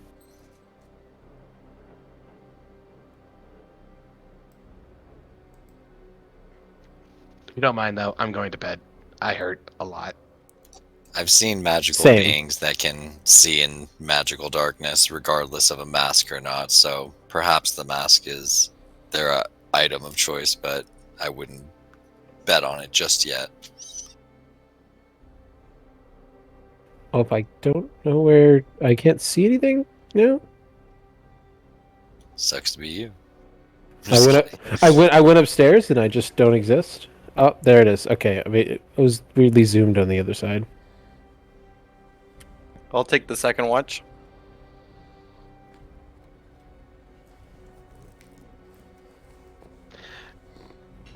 I'm almost inclined to say that watches aren't even necessary because the thing that happened happened. Well, never make assumptions. Never know. Yeah, I know. That's just where my thought is. No. See, I'm with Igvis. Fortune favors people who don't who don't worry about it. So just just go to bed, buddy. It's fine. So, Hones, you're gonna take the second watch. Yeah, that's correct. Okay, and everybody else is where they would like to be. Don't worry, me. I'm just gonna roll something real quick. Okay, so Honed, you take that second watch. And what are you doing during your second watch? I will be playing solitaire because I'm not expecting anything, but In your yeah, room? just playing solitaire. No, I'll be out in the hallway by the window there. Okay. And shockingly, during your watch, nothing extraordinary happens. Oh, thank God. The third watch is who? I don't think anybody called it. I just called the last one. Okay. So we'll say originally it was supposed to be Kel. So if Kel, you still want to take that third watch, and Dolakesh was originally scheduled for the last watch anyway, with Vati. Yep, that's fine. Okay, so you take that third watch, Kel, and what are you doing during your watch? I'm kind of standing with my back towards the hall of where my room was, and I'm kind of using my peripherals to check down to the left and to the right, and then I'm like continuously scanning the alleyway and the hallway. Okay. And again, of course, nothing happens during your watch. Dolakesh, Vati, are you up with Dolakesh, or is it just going to be Dolakesh? I'm gonna say that I'm gonna take a sleep. I was one of the first people to. Well, I was one of the only two people to get stabbed. So I'm not gonna be watching for more danger. I'm good sleeping. Sounds good. So, what are you doing during your watch, Dolakesh? So I'm going to go downstairs. Is there anyone here yet as of me waking up? There is not. It is still dark out. It's not yet. The light has not yet come up once you take over your watch. I'm going to go ahead and pour myself a breakfast ale. Okay. And I imagine I'm going to like go up to the window and I'm going to be looking at it and I'm going to be like distracted and kind of getting bored and like agreeing that like we missed our chance. Now we just have to deal with like it tomorrow or whatever. And then I'm going to go down and sit on the table and I'm going to take my book out and I'm going to meditate with it again. Okay. Sounds good. You meditate with your book, and nothing else extraordinary happens during your watch as the light begins to come back, and through the door comes Gentha to open up shop for the morning. And she comes by and she unlocks these doors behind the counter and then begins preparing for the day. And she looks over and sees you sitting there with an empty mug and says, I see somebody was a little thirsty this morning, huh? I'll pay for it. I was waiting for you. There's another body in the alley. I don't necessarily know if you wanted to alert someone. Well, I would alert the Flaming Fist, so consider yourself alerted. I figured as much. Also, we expect... I already forgot her name. Dang it. What was the suspect girl name that we're expecting? Morgaine. Mad Morgaine, yeah. We're expecting Mad Morgaine this morning, correct? Well, she does come in every morning, so I would assume this morning would be no different. All right. Go ahead and get a round of beers, breakfast beers for the rest of my party. Sounds great. And then- can I also cook you up an awesome pair of bangers? Why not? Oh, perfect, perfect. Everybody loves a morning banger. What would the total cost of all that be? She will charge you a total of 5 silver pieces for all of it. 1 gold is 10 silver. Yes. Okay. So You have money? I thought you lost your money still. Yeah. Somehow I have 5 gold. I won 5 gold by beating Marza at chess. Yeah, you beat Marza at chess. You did a money game without money? Alright. It was her idea. And she will come back and she will place the bangers down. And at this point, everybody else has already woken up, and you can make your way downstairs. Is this a long or a short rest? What is this? Long rest. Everybody has a long rest. As everyone kind of comes down, you will see Dolokesh kind of close his book and return it to his back as you guys join, and he'll kind of situate the beers for everyone to sit.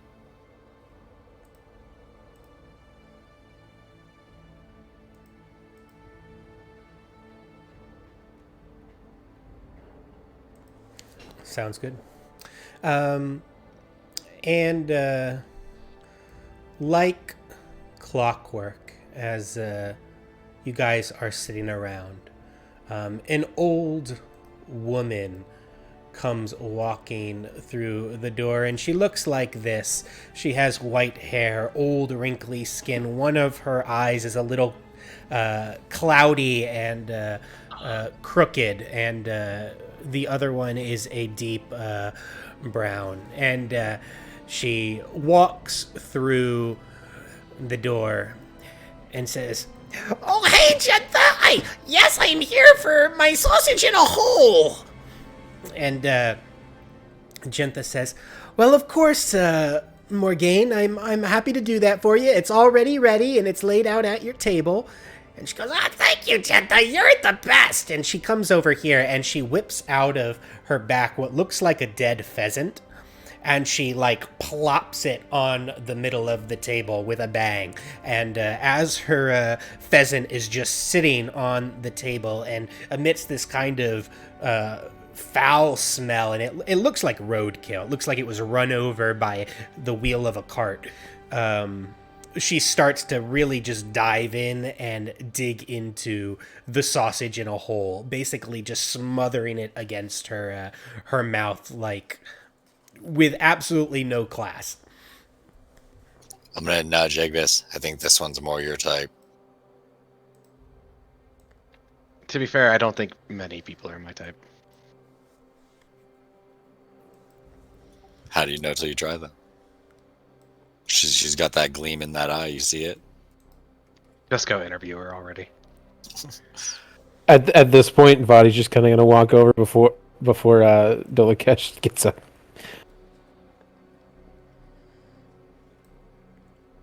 And I'm just sit next to her, and I'm gonna look at the barkeep and be like, "Issue, I'll take breakfast ale of some sort, and anything that the young lady might want." Oh, young lady! Well, you're quite handsome, if I don't say so myself, fella. Do you like pheasant? I am delighted by pheasant, yes. Oh, I have more where this came from. And she'll reach behind her underneath her seat, and she'll pull out a second dead pheasant, and she'll slam it on the table. She say, "You can have this one if you want it." How much would you want for it? I can't just simply take it off your hands. If you don't mind just buying me a beer, I'll be happy to give you this pheasant. You heard her. A beer for this one. I like you. If you don't mind, we heard you might have bore witness to the murders or the murderer that's been happening recently. Ha! Murder, you say? You mean you're not talking about? And she kind of gets really quiet and she like leans in towards you. The Sickle lean back. Man? Yes. Yeah, that one. What did you see? What did I see? I've seen the Sickle Man multiple times now. He comes in the middle of the night, and I've seen him dragging people out of that refugee camp over by the gate. Oh my gosh, he is such a scary, scary thing. He is.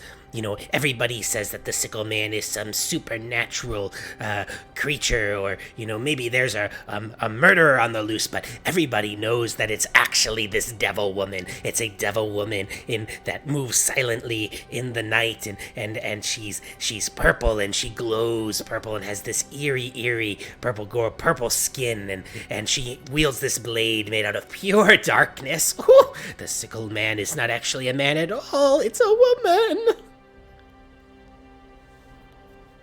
Riveting. And you saw it just outside the refugee camp, you said? Oh yes, multiple times the Sickle Man has come and stolen people from the refugee camp and then dumped them behind the inn. Oh, Morgaine knows all. I see all.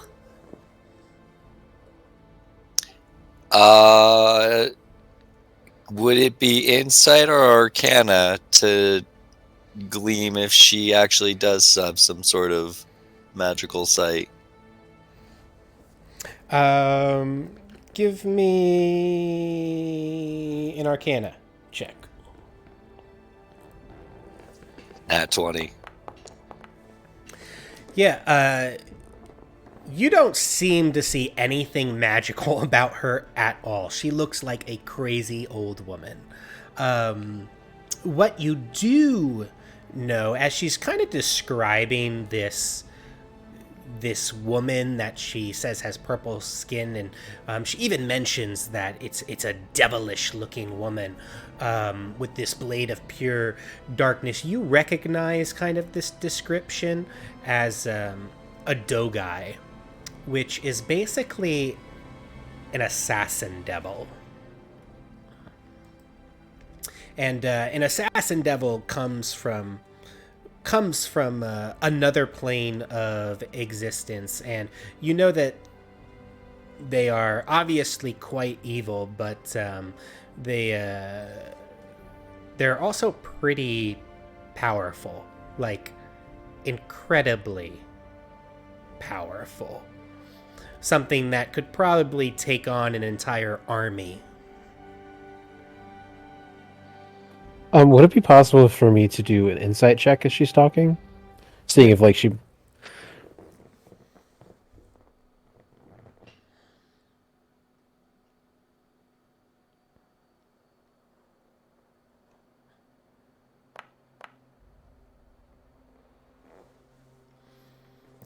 Yeah, you're, So, I mean, you think that she isn't necessarily being deceitful with you, and you think that she definitely believes what she's telling you. You think she saw something, and she truly believes that there is this devil creature that she saw. I think I'd grant Vadi, at her description, noticing Dolakesh kind of maybe grit his teeth and clench his fist a little bit. That's not good. Yeah, so I'd see you do that? Is that what you're saying? Yeah, I'm not like trying to hide it, but I'm definitely like, I'm stressed as fuck at what she's saying. You good, my friend? The creature she describes is another one that's devilish in nature. We fought what I can only describe as a devil being summoned by cultists before you showed up, so it seems they're ramping up their operation. Well, given that one of the holiest cities is gone, that doesn't shock me. Here in the city, too, though, I can't only fear for Baldur's Gate's future at this point. I don't know if finding this creature is a good idea. I think reporting this back alone should suffice. That doesn't really solve the problem, though. You understand that I they want it to stop. I don't know how we can get it to stop. If it is such a devil creature, I don't know that we have the strength among us to take it. I know I went down almost instantly the moment their blades touched my back. And are you saying There is- this in telepathically, all of this? No. We're probably more or less talking normally to each other, I would imagine. So, as you're in the middle of this conversation, Mad Morgane again opens up her shirt and pulls a dead pheasant out of her shirt and says, "You over there, the one with the hood and the scaly skin, you should probably have a pheasant too. You're gonna need it if you want to keep the sickle man off of your back. I would recommend giving it to Jameis because he's clearly the one who summoned this devil creature." Janus, you said? Yes, Jameis. I give him pheasants. Every day I go and sell him pheasants to stay on his good side, because if I sell him the pheasants, then he can't touch me, because everybody knows that pheasants have magical properties that will stop this sickle man from touching me. If I As get on his good a weird check, can I make an Arcana check to see if that's true? Yeah, go ahead and give me an Arcana check. While he's doing that, where would we find this Jameis? Oh, he's over at Hamhock Slaughterhouse. Over there, he mans the front desk, and he's always reading these very strange books and occult tomes. I'm positive that he summoned the Sickle Man. No doubt about it. Also, because it's like a fiend or a relation to the fiend, do I get advantage on it or no? Yeah, you can have advantage, and you can roll it just for kicks and giggles. But even with your 10, you're confident that that's not true at all. Pigeons, these pheasants don't have any kind of magical properties like that. Fair enough. Would I know if this slaughterhouse is within the or without the gates? Give me an intelligence check. Add advantage. Oh, well, 19. I can roll for Okay. the crit if you want. No, that's fine. 19's enough. Which is a dirty 20. So you know that Hamhock Slaughterhouse is within the outer city. It's over in So's Foot. Okay. But so basically it goes Stony Eyes is closest to the Basilisk Gate, and then as you move out, you have Norchapel, then you have Whitkeep, and then continuing down, you have So's Foot, which is closer to... It then goes Twin Songs and then Worms Crossing, so it's closer to the bridge that you guys originally came around. It's like on the other side of Dusthawk Hill. How long would it take us to get there on foot?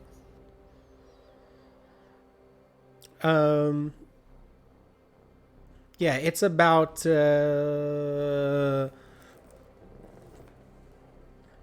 it's a couple miles, 2 miles. So about an hour.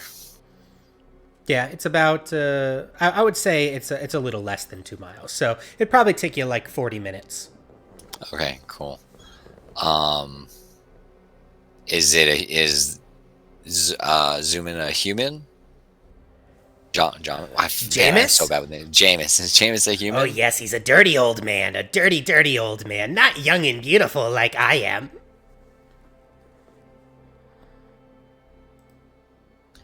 I'll turn back to Vadi. The forces needed to stop a creature like this would be an army. We cannot face this thing. I'd say we can investigate this Jameis to see if he has anything useful, but the best we can do is report this back to the Basilisk Gate. And while on the premise, I agree with you. It's the smartest and most logical way. That also doesn't explain. We haven't heard anything about the other murders in the outer city. with the other cultist mark, what would we do then? Because those don't seem done by the same people. I'm not convinced it's a ruse. Their timing is too in sync and too soon to the events of El Terrell. But in order to gain access to the inner city to investigate that, we would have to bring this information to Flame Zod. Do you Zodge. think that Flame Zodge would allow this to be the end of the investigation? Again, like, to go any further would involve armies. It's unless, well, and he'll actually stop for a second. There is one thing about devils, and I'll kind of catch his eye and give him a little bit of a sarcastic smirk. They like to make deals. I mean, this is well. Actually, I would know. Would I know that to be true? Give me a knowledge check. Give me an Arcana. I'm sorry, maybe I should have asked to roll for that. I kind of feel like that's something Dolakesh would have in his back pocket. Yeah, I mean, I would say, yeah, go ahead and give me a knowledge check, Dolakesh. I mean, it's probably something that you could have heard, just also given your backstory. So I'll go history on this one. Yeah, Arcana or History will be fine. I mean, like I could do an Arcana check because I would know about fiends, so like I could probably do that one advantage too. Yeah, go ahead. Give me one at advantage.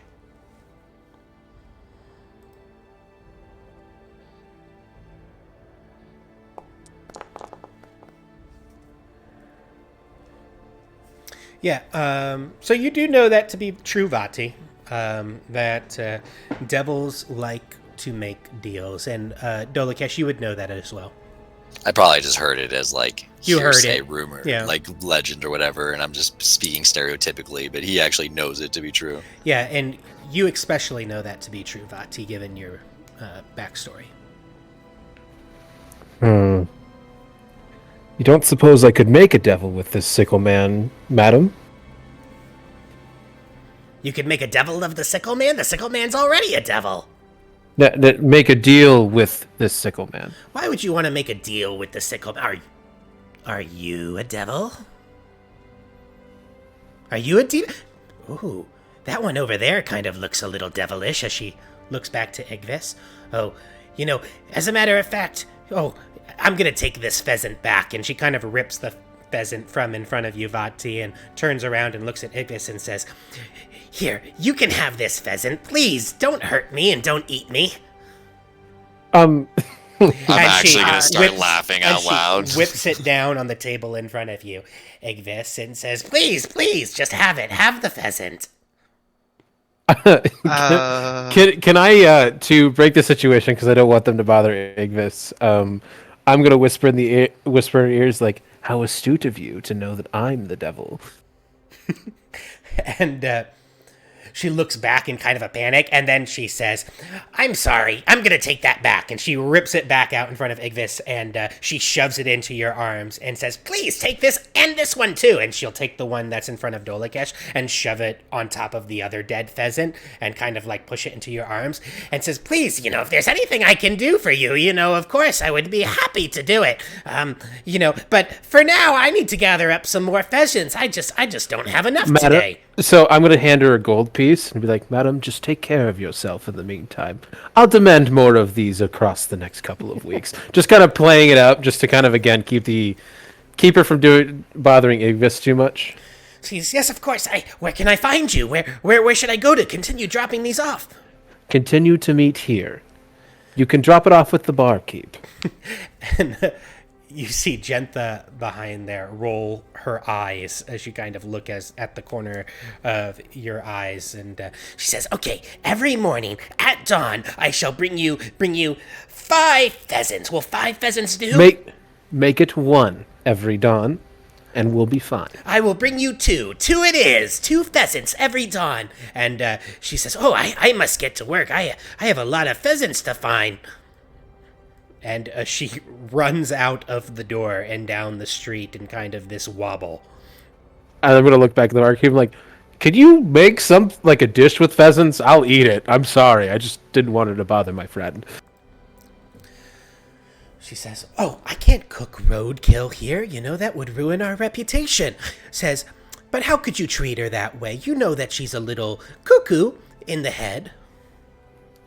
Okay, I'll come back every dawn and I'll pick up the pheasant, so you don't have to deal with it. I wanted things to resolve easier. She I'll takes these things approach- very seriously, you know. To be fair, I think she just profiled me. Yeah. Again, I didn't want it bothering you. I'm sorry, Igvis, that it bled over to you like that. That's a weird feeling. A new feeling discovered. Hey guys, with her saying about the Hamhock slaughterhouse, I believe that's where they butcher the Ankh eggs, and that's the asset that we've came across on the backs of those people that have been murdered. So Well, that's quite the connection indeed. yes. So Um, I'm down with getting what's his name there, Zodge, involved in this, because well, with him with that shadow figure, yeah, with that shadow figure fucking you guys up pretty good. Like I Well, don't think us could take him or whatever. well, I would if we can't manage to deal with him. If it is a devil, one of us could always make a deal with it to go away. it's gonna cost you greatly. Yeah, but if it will save lives, I'm trying to remember out of character. Did we determine something about if like the one that summoned a devil was killed? Would that just unleash the devil to do whatever it wants, or would it banish it back? Or we couldn't determine that. You haven't investigated or figured out anything related to that kind of information. Okay, gotcha. Now, what you did, give me an intelligence check.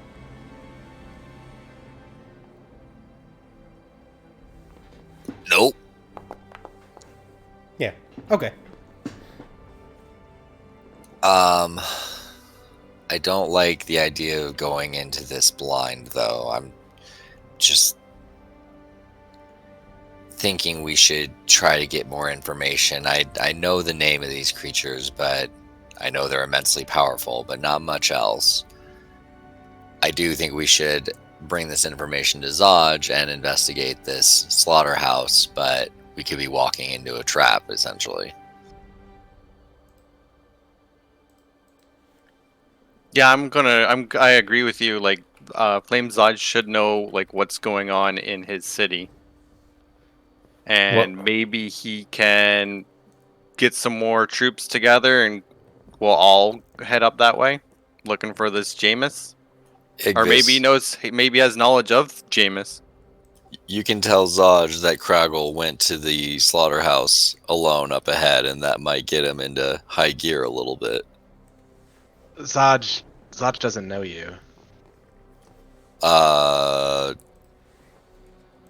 Is that true? I The guess one he we just- reported to He was knows. You did introduce yourself last session to him, and then you just walked away. Right, yeah. So I you didn't, basically said, "Hey, I'm Gauntlet Craggle, and I report to Manup Salal." And he was like, "All right, well, just hang out here for a little bit, and when Manup Salal comes back and confirms that you are who you say you are, since you don't have any identification, we'll let you through the gate." You know, basically just a formality so he can confirm that you're a member of the Flaming Fist, and then you can go through. And then while he was talking to everyone else, you were just kind of like dipped out. And yeah. Right, yeah. so I would have to talk to Salal if anybody, but well, I think he did overhear you tell Salal tell you that he's been looking for Craggle and that he needs to report back, blah blah. So maybe not. But if Salal pokes his nose in, then you can just say Craggle went ahead to the slaughterhouse. I'm just worried that he might want to follow. I would rather him be there. The more, the merrier. You're making this real hard for me. I mean, I may have an idea when we get to the slaughterhouse, but we'll see.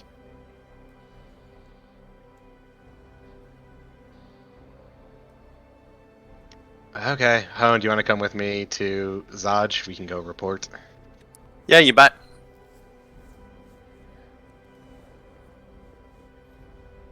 All right, so We'll Igvis and go to Hone. leave to the Basilisk Gate to see if we can find Zaj. All right, Igvis and Hone are going towards the Basilisk Gate. What is everybody else doing at the moment? Before they leave, I think we would establish, are we going ahead to the slaughterhouse and waiting for you there, or are we waiting for you here? Depends. Do you want us with you when you actually go to confront this person? I definitely won't be going too far inside, but scoping it out ahead of time might be worth a while. Do whatever So you you want. guys are just gonna go ahead and just hang out in front of the slaughterhouse before we get there, sort of deal. That's kind of my vote, but I'm open to suggestions. Okay. Yeah, Kel's Vladi. gonna go ahead and he's gonna join those going to the slaughterhouse. Vladi, do you have an opinion? I'm probably just gonna go with the people to Flame Zodge, since that was one of the people he talked to about getting to the city. All right, Dragon Brothers going to the slaughterhouse, but not like to the slaughterhouse. We're like just gonna go look at it and see it from afar, kind of thing, for it to start. We're gonna go stare at it. Okay, sounds good. You can definitely do that. Okay. Let's take our 10-minute break real quick. Get up, stretch, grab something to drink if you need it, and then we'll come back and continue on with the party split. Copy that. All right, It sounds always good. goes well. All right, see y'all in a second.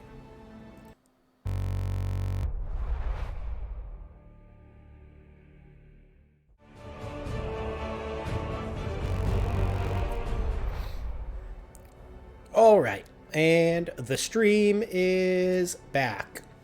Okay, let's start with the Basilisk Gate.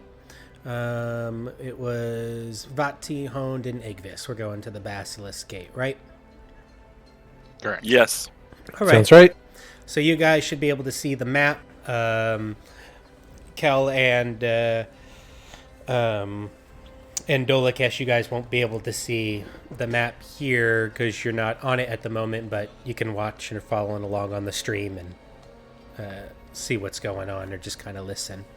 But Igvis, Vati, Hone, so tell me what you do.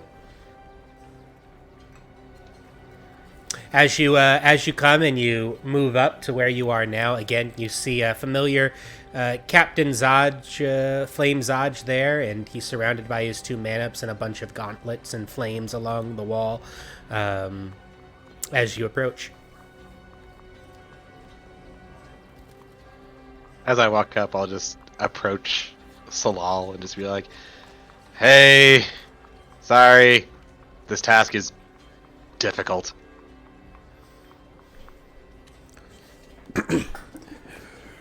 Right, Flame Igvis, what do you have to report? Why don't we go speak in private?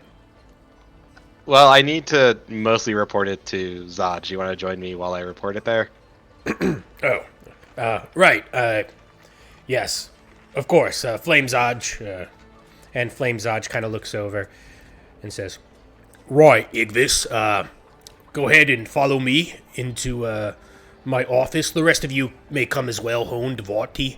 I assume you're here to report more information as well."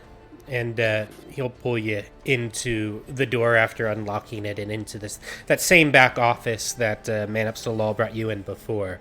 And Manup Salal will kind of stand in the corner as Flame Zodge sits down behind the desk this time. And there are only 2 chairs available on the other side of the desk as he beckons at least 2 of you to sit. I'm just gonna kind of motion and to the other 2 to sit, since they're the flames, and I'll just stand behind them.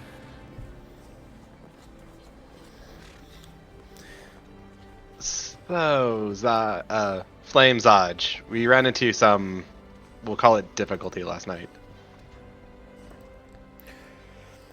Okay, out with it. I guess the long and short of it is, there's another body, again, behind the same inn that we were anticipating it to be behind. We found a book on it stating who I would assume the victim may be. A Ness Taffy. I could be incorrect there, but which they had paperwork on them that had the name on it. Right, we woke up this morning and the refugees again were a little bit up in arms, and we had to quell another uprising here. And they mentioned this Ness Taffy. Apparently, he had gone missing this morning. What I can tell you is that he technically went missing around midnight last night.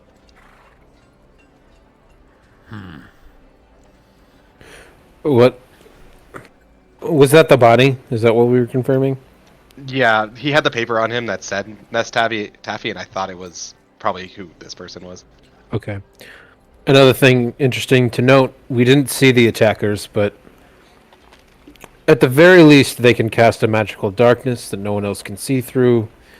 They are quite strong. They took me and Igvis out when we attempted to stop and restrict them. They might possibly be of a devil variety. And there are definitely more than one. I had one pinned and was stabbed from behind in this magical darkness. This is our information indeed. And what information believes you to believe that they are of the devil variety? Do you mean they have devilish features? No. More like the fiend itself. We talked with someone who regularly talked with the what's the name again? Mad Morgane? Nest Taffy. An old lady had mentioned seeing the sickle man, but it kind of aligns the way that she described this thing as the sort of high-end assassin devil fiend. And do you have this woman? Can Not she? in cut. Who not is in- this woman that you were speaking to? What was her name again? Mad Morgane. Madame Ordain. Mad Morgane? Yes, I know of Mad Morgane. She's the local village crazy lady. Yes. I wouldn't put And- too much stock on her words. Well, she's the only one who's seen those victims, quote unquote. And again, we're not saying that the sickle man is the one that did it. I'm just saying that of her description, the best thing that aligns with that is this enemy, and it would correlate to the way that is both it's a magical killing, an assassination, and just how strong these beings seem to be. Right, well, it seems like you have a lead that you can follow up on. Do you know what your next step would be?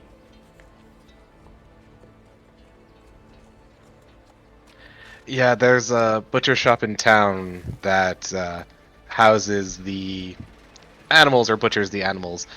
That on all the victims there's a venom, an acid that's on them, and I think we're gonna start there. Oh, and Salal, and I'll just kind of look at him.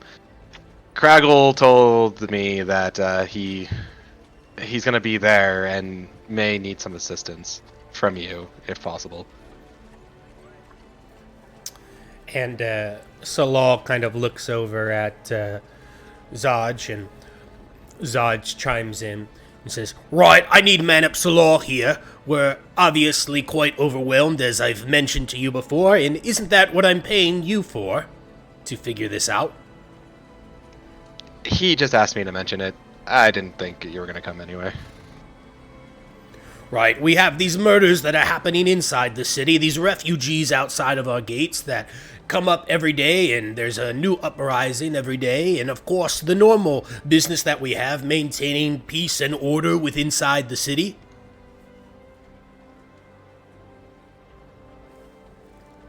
The whole reason that we offered you a reward of 200 gold pieces, which is quite the sum, is so that you could solve this for me. Now, it sounds like you have quite good information to go on, and I commend you for that. And but at this point, we don't really have any other resources that we can spare for you. Understood, sir. Hopefully, we'll have this wrapped up by tomorrow. Vati's just going to kind of he's going to sigh and just kind of walk out of the room, disappointed. Okay. Oh, and if you have the option, Flame Zodge, what's the name of the flame that we tried to talk to yesterday to investigate the park for us?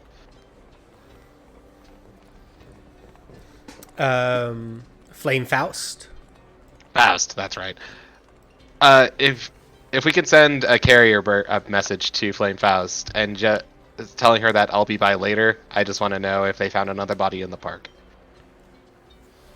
Right, I'll send a message over to Flame Faust, though, I mean, you know as well as I do that she might not be as receptive, but It's always worth a shot, I suppose. I will send that message anyway. Appreciate it, sir. We'll come back, hopefully, with good news soon. Sounds good. Anything else, Fist? I have nothing else to report, sir. Right, and you, Honed. Anything else, Fist?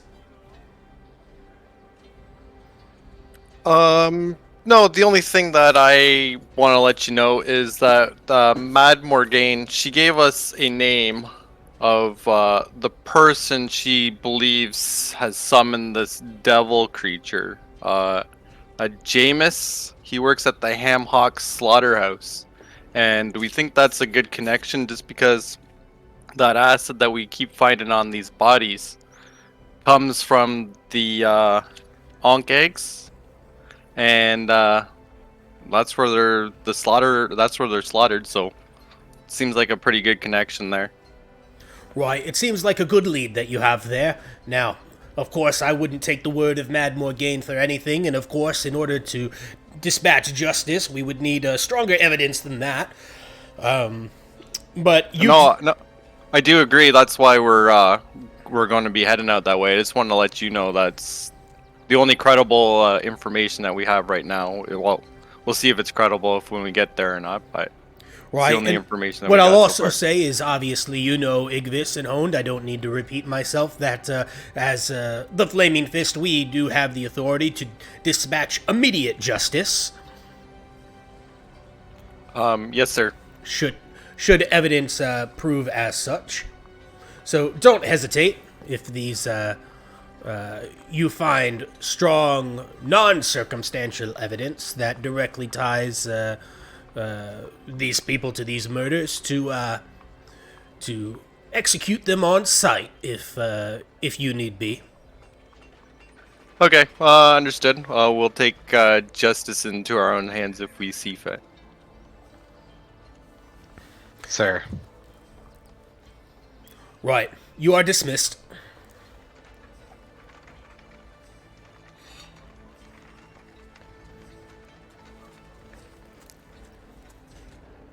All right, let's go meet them at the house, I suppose. All right, and we will go ahead and pan over to Dolakesh and Kel. I keep wanting to say Craggle. Now I got to get in the mode of saying Dolakesh. I should probably keep calling him Craggle because I don't remember hearing him say that Dolakesh was his name. Okay.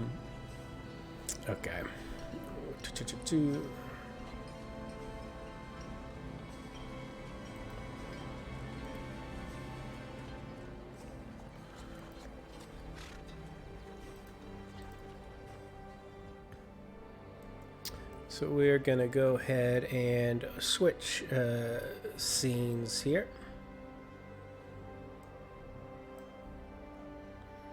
Yeah, that's Dolakesh. This is Cal. So this is So's Foot as you make your 40-minute trek through the outer city neighborhoods.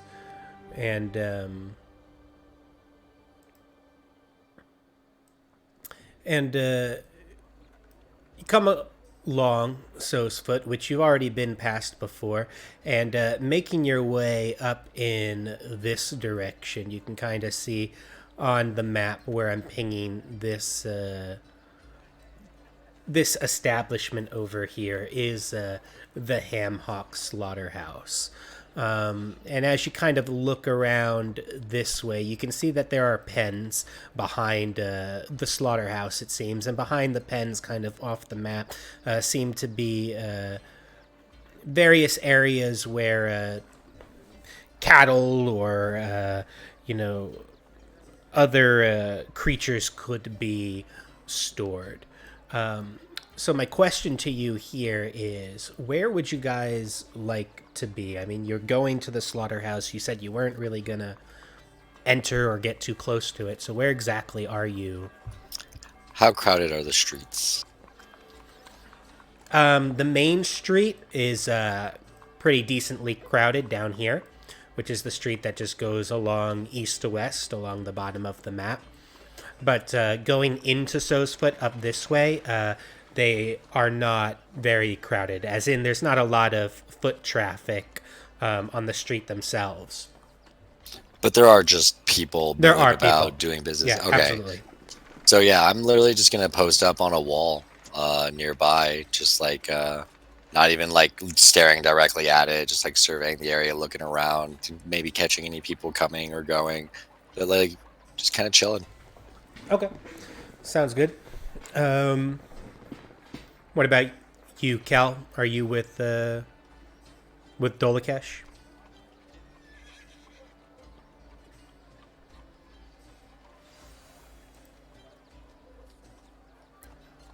Can you hear me, Cal?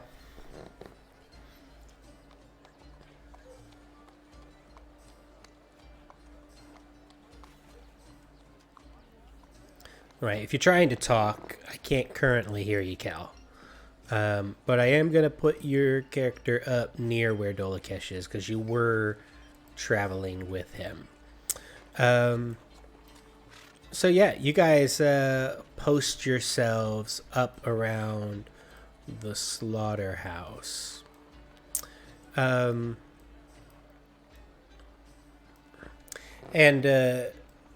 So as you're kind of observing here for a while, you notice that there's not a lot of traffic specifically going in and out of the slaughterhouse. I mean, one thing you notice there are several workers who work in the back of the slaughterhouse back here, and they seem to... Oh, sorry, my ping's not working there. Here. There's a bunch of workers in the back of the slaughterhouse here, and they seem to go in and out of grabbing some animals, and they bring them back into the sheds, and then you hear a series of yelps from these animals as they do so, and then they come out with what seems to be dragging some dead bodies or carcasses back towards the slaughterhouse itself. But as far as normal foot traffic, nobody seems to really use this front entrance for a while. After kind of sitting here for 45 minutes or so, you do notice that coming down from behind you and up towards the slaughterhouse come a couple carts. And there seem to be a series of workers with these carts that park them right here next to the slaughterhouse and then walk in the front door. Do you continue just watching and surveying? Did I see? Can I get like a general description? Do they look like just standard workers just coming and going, or do they have some any air about them? Yeah, they look like general workers, pretty burly, most of them, in regular clothing. They're not wearing any kind of armor or anything like that. I'm gonna kind of walk up this side street a little ways and try to get like a look into the back. I'm specifically looking for like large vats kind of thing, like maybe where they try to dispose of or store the acid or what have you, anything of that nature.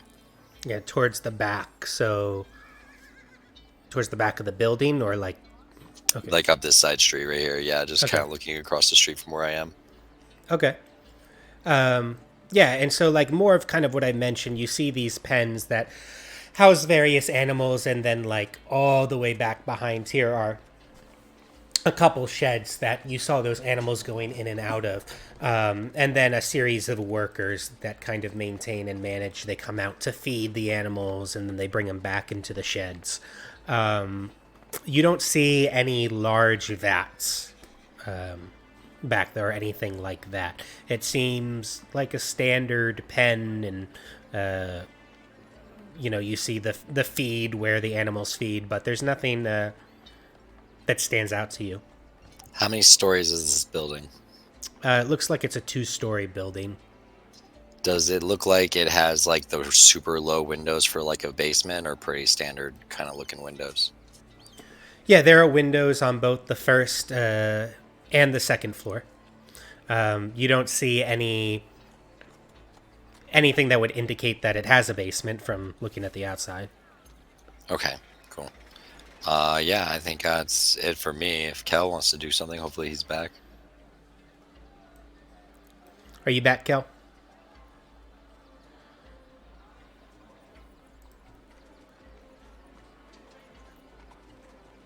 Kel, no. No, not Kel, Kel. Earth to Kel. All right. DM'd him. Okay. So you notice after a while, so you kind of go up, you look towards the back of the building, and then you go back to your normal spot and you just continue observing. Yeah, essentially at this point now I'm just waiting for the others and Okay. So taking small mental notes. yeah, before the others come back, you notice that the gentleman who went into the front of the building here end up coming back out. And this time they're carrying a bunch of skins and pelts, it looks like, hides. And they stack them onto the cart, and they make a couple trips in and out. And eventually, they stack them all onto the carts, and they move back on down the road past you this way with those carts. Would I be able to see if they go left or right when they get to that fork? Yeah, they would get down here, and they make a right. So to the left of the map, they're right. Okay. Yep. So you see that, and then maybe 30 minutes later, you see a familiar face as Mad Morgane comes by, and you see her kind of walk by actually down the street from this way, from the north, and she seems to be holding a couple dead pheasants, and she walks into the front door with those dead pheasants.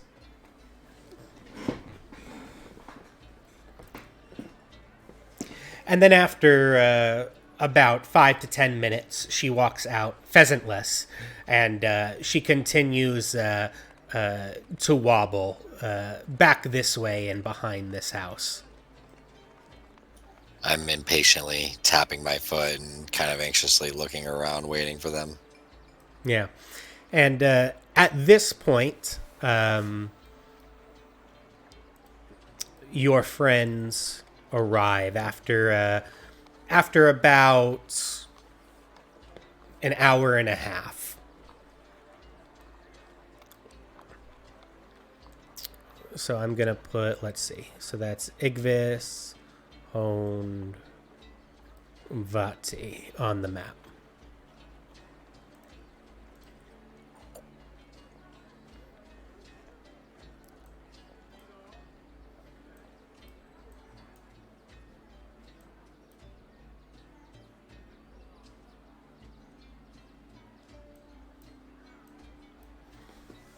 and you see them arrive behind you.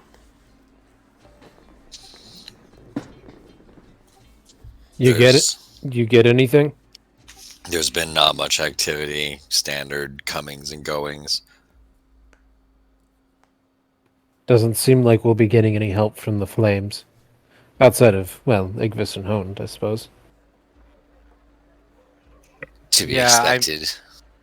I mentioned to Salal that Craggle was here, and Zaj didn't even give him the chance to respond, so. Did you guys tell him a doggy was involved? A doggy. The creature that I believe she described. We mentioned it, but he doesn't think that it would be that based on Madame Morgaine's testimony. It wasn't enough to justify moving any of their men away. So, to quote him, that is what he paid us for. Fine. Well, it seems like it's just open for business. She actually came by not long ago with the pheasants, as she mentioned. What direction did she go? I'm North. curious. I'll head that direction. Maybe get anything extra out of her. Good luck. And as Vati heads off in that direction to look for Mad Morgaine, which, by the way, Vati Dolakesh would have told you that happened maybe half an hour ago. If that changes what you want to do. Yeah, I She guess doesn't I walk probably. very fast. I mean, I probably wouldn't. If it's been a half hour, then yeah, I probably wouldn't have gone.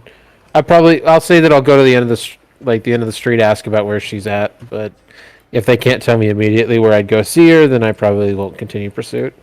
I really wish Marza was here right now.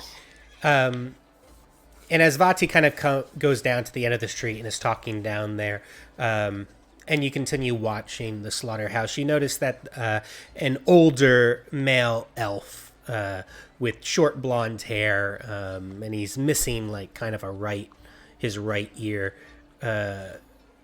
comes from this direction behind this building. And he kind of comes over here to the corner of the house, and you notice he kind of looks both ways and behind his shoulder, and then walks and heads into the slaughterhouse. May I? Noticing him, the removal of his ear, would I be able to determine if it was like cut or burned or acidified? Give me an investigation.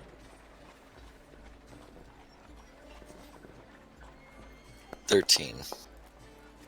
And did I notice him at all walking by, or no? Yeah, you would have seen him. I don't know that I would. You're not sure, Dolakesh. Just the distance that you're at, and you're not sure you can tell right away. Sure, but definitely take a mental note of that guy. He stood out. Is there so are these roofs high enough that I could possibly get on top and see into windows or anything in there? So you can see from the windows on the bottom, those, yeah, I mean, if you were on the top of, like, say, this roof over here, you could probably see into some side windows in the top. I'll remind you, we have a character that can fly. Yeah, but it'd be kind of obvious if there was a flying person just kind of... But not a hobgoblin on the roof.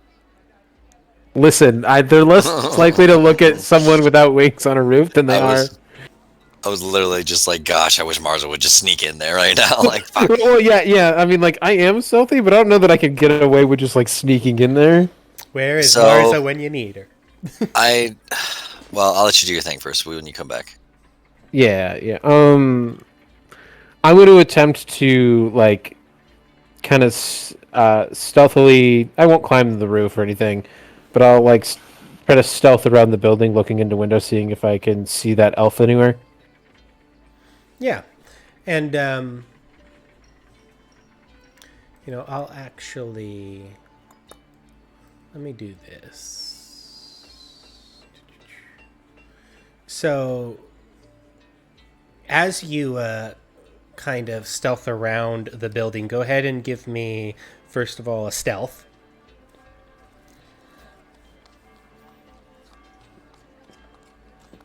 Nat 20. Let's go for a 25. Nice. So, you're feeling pretty sneaky. Get in there, boy. So, the very first window that you get to is open, and oh,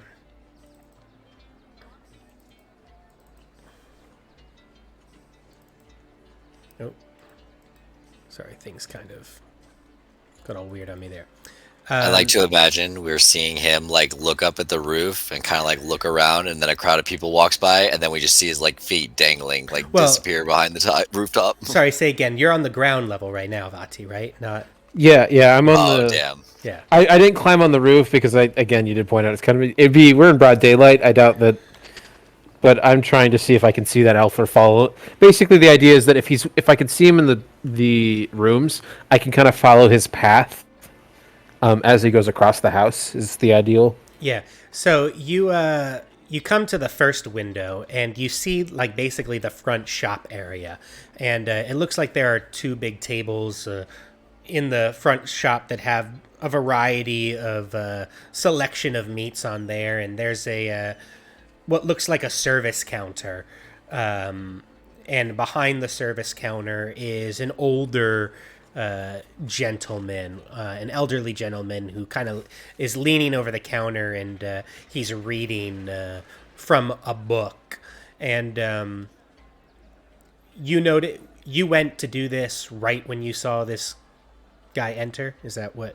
Yeah. The moment I saw like a weird elf do the like kind of Hariful enter, I immediately just kind of turned and tried to stealth to follow his path inside. So you notice him reading from the book, and the elf enters through the double doors, and the old man kind of looks up, gives him like a quick nod, and then goes back to reading his book. And the elf goes behind the counter and then darts behind the curtain.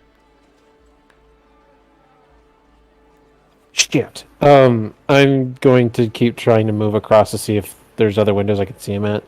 Yeah, so go ahead and move yourself on the map kind of where you want to be. So you notice on that side, there are no more windows on that side of the building. On the lower the ground floor. There are windows on the second floor on that side. I guess I will try to climb this house that I'm next to get on the roof to see if I can see. But I really don't want to alert people. Okay, give me an athletics check, and another stealth check.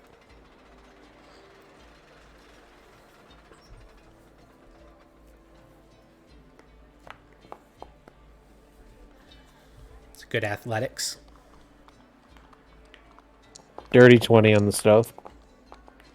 Nice. So, yeah, you managed to climb up on top of that roof, and it doesn't seem like anybody really looks your way right away, and you're kind of army crawling basically on the roof because you're able to grab, some handholds on the back chimney of that house and climb up that way and manage to get on the roof and then quickly duck down on your stomach as you crawl towards the edge to basically look over into some of the top windows. Looking at through the top windows, there are 3 windows on that side. So there's say the front window, the middle window, and the back window. So the front window seems to have a curtain over it, so that you can't really see inside. It looks like there's a curtain on the inside of the window. The second window seems to be open and looks to be some sort of kitchen. You can't really tell. You can't get that good of a look from where you are, but it seems like it's some sort of kitchen. And kind of as you look towards the third window, you can see maybe a table and some chairs close to the window, but you don't see any individuals. Okay. Well, I'll leave it to other people to do their thing because I didn't want to take too much of their time either. So I'll stay posted up here, kind of just looking. Okay. Dolakesh, Honed, Igvis. What do you guys want to be doing? It looks like we lost Kel from Discord too, but I'll say I'm at this point just waiting for Body to come back. I'm gonna move up to where I am, and I'm going to sit and wait for this guy. And with my background, it's rustic hospitality.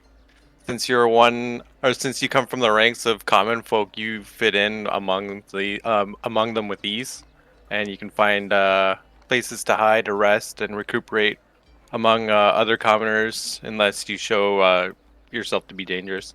So I'm just gonna be a commoner and wait for this elf guy to come back out. all right. Do you and, mind linking that follow in him. Foundry for me too as well? But you're basically hiding between in the crowd, basically. Yeah. Okay. Sounds good. Igvis? I'll just poke Dolakesh and just be like, "Hey, can you message Vati? Do we just have to wait here for him?" I can't see him. That's gonna make things slightly more complicated. I could follow him so he's not alone, but if he's hiding well, I don't want to break his cover. I don't imagine he'll go running in stupidly. He seems smarter than that, but guess we'll see. I feel like that's a jab at me, but I'll take it. I'll just wait with Dolakesh. Okay.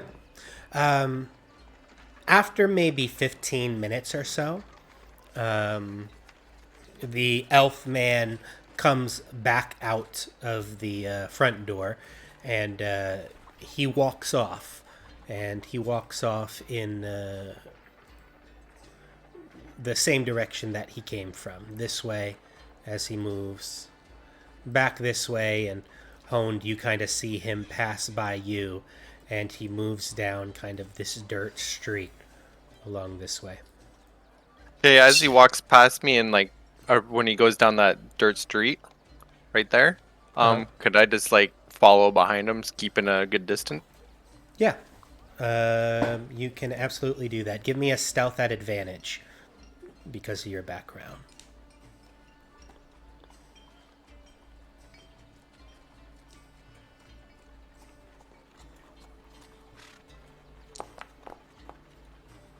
Wow.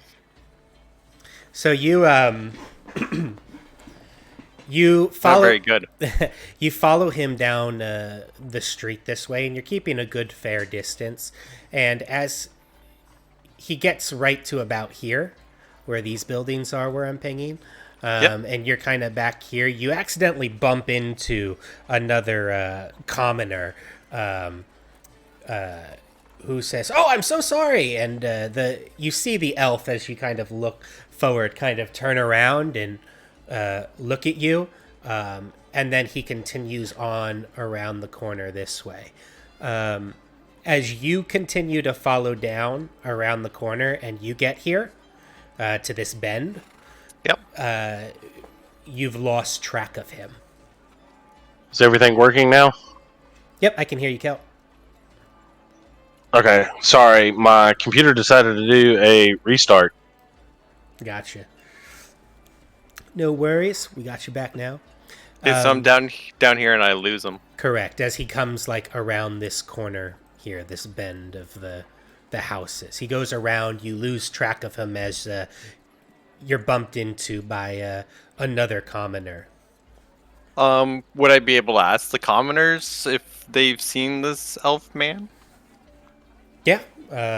So I mean, you're able to find a random person. So there's a young child who's with her mother. You see another middle-aged man who seems to be some sort of laborer. I'll talk to the laborer Okay. and I'll ask him, be like, "Hey, you seen this elf man going around? He's missing an ear. Any information? I'll give you a gold piece for it." Yes, of course I have seen him. What, the elf? Yeah, describe him again. Well, an elf missing an ear. Do I know any more description about him? Yeah, basically just the description that I gave you before about him, which was that he was an older male elf and he had short blonde hair, blue eyes, and he was missing an ear.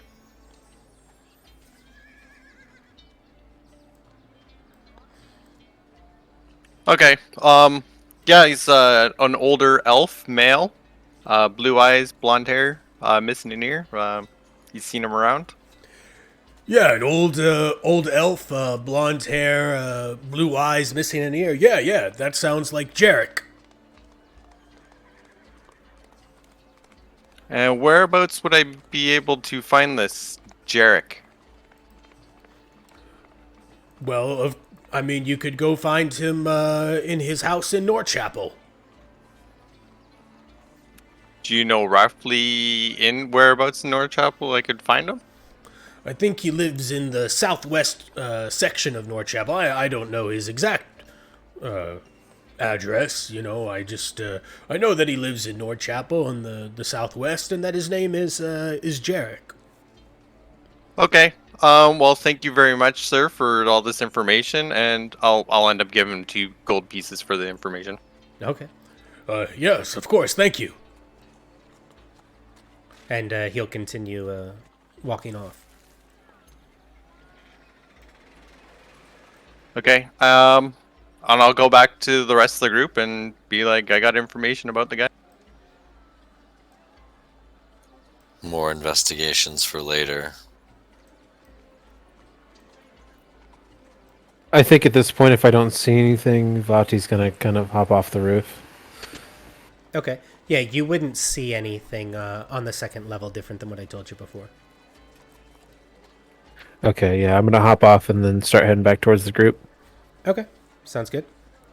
Yeah, I'll wait till Vadi shows up and then just give out this information about Jarek and that he lives in Northchapel. I don't think trying to get into this place during the day is a good idea. I mean, if I can get in there through legal means, if we want to look around, but So can me and Honed. We'll say we're on an investigation for the Flaming Fist. Official searches may draw too much attention. We But might want attention. I was like, yeah, I agree with Igvis. We might need that attention. That's just painting a target on our backs. I would say our backs are pretty painted, given the fact that we're still kicking after getting stabbed last night.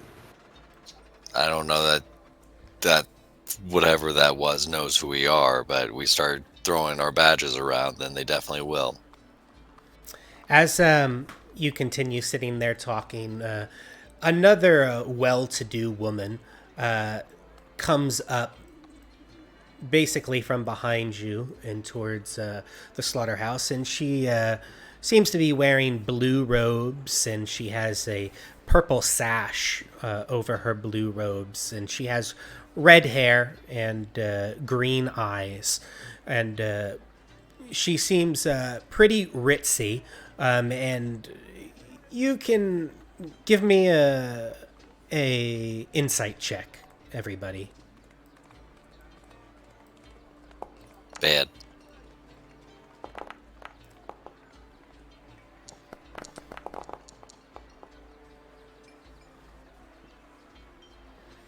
So, Vati and Honed, you kind of look at her, and she seems a little bit nervous, and she seems disgusted by kind of her surroundings. But she continues to walk over this way, and as she gets over here, she has a white glove on, 2 white gloves, and she very cautiously turns the handle to the front door and enters the slaughterhouse. Well, that's kind of odd there. This ritzy lady going into a slaughterhouse.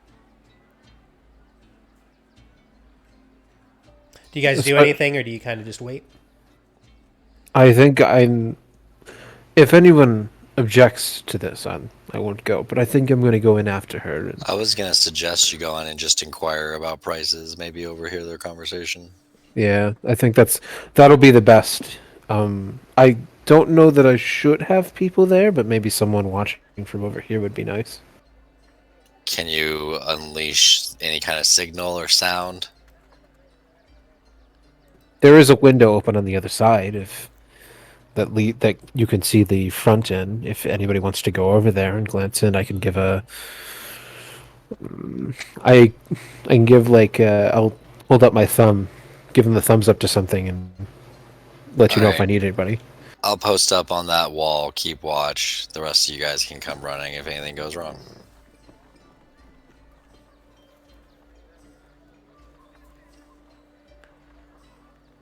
So I'm gonna just walk into the slaughterhouse after her. Okay, sounds good. So, I mean, you enter the shop, and we will. We're gonna switch maps here. Give me a second. So we're right outside the slaughterhouse, correct? You're like down the street. You can see the building very clearly. I don't think you can see inside necessarily like I can, because I'm watching body to make sure nothing goes crazy. Okay, before he goes in, can I get kind of right at Dolakesh and cast Divine Sense? See if there's good or evil inside.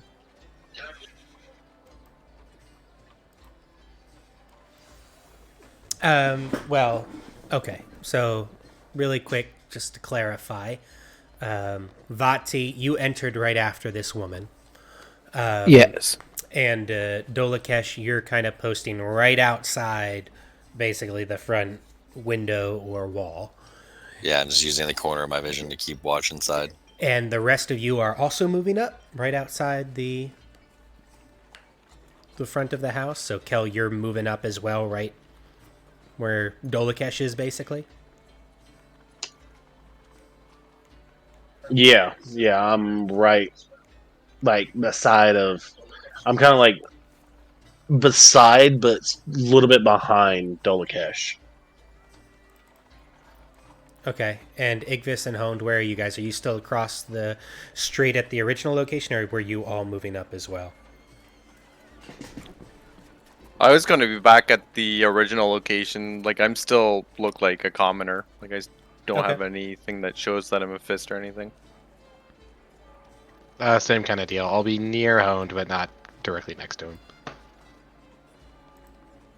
I just put myself there so I couldn't see anything. Gotcha.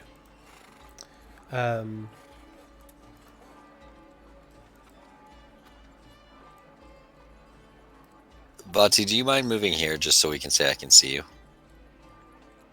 Thank you. Yeah, no problem.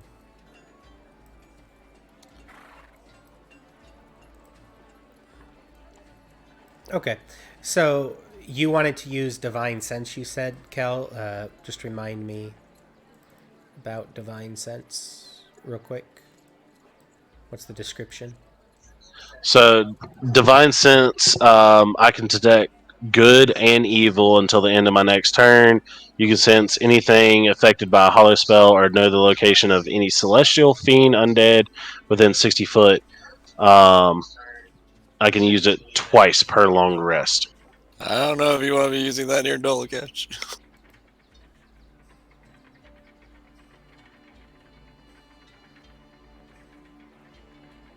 Do it. Like, Oh no. I'm ignoring. Like, I'm going to. Yeah, fuck it. I'm just going to go ahead and cast it. Just do it. Oh god. I'm sorry, you said that only lasted one round though, like until your next round. Yeah, it's a non-combative action, so Oh no, the other reason I was asking is says then it only lasts for 6 seconds. So I was just Yeah. curious. You're gonna get it for like an instant, and then it's gonna go away. Just know if there's good or evil right. around you. Yeah, I just want to know like what's in the building, if there's anything, if there's like apparent evil inside the building. What's the range on it? So it can't go through walls. So you know that, and you would know that based on you'd know your own abilities and kind of how it works. Right. So it can't go through like windows and such, or openings and I doorways. mean, if you went like right up to the window and you're, kind of staring through, giving the glare to anybody inside, it would work that way. But it doesn't. It doesn't go through walls. No. Okay, then I'm just gonna be right at the window, and I'm just gonna like peer in at everybody in the whoever's in the building, and I'm gonna do it that way. Okay. Hmm.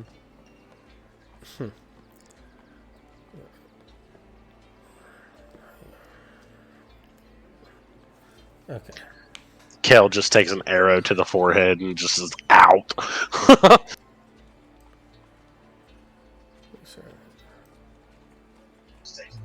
That would be my luck tonight. Okay.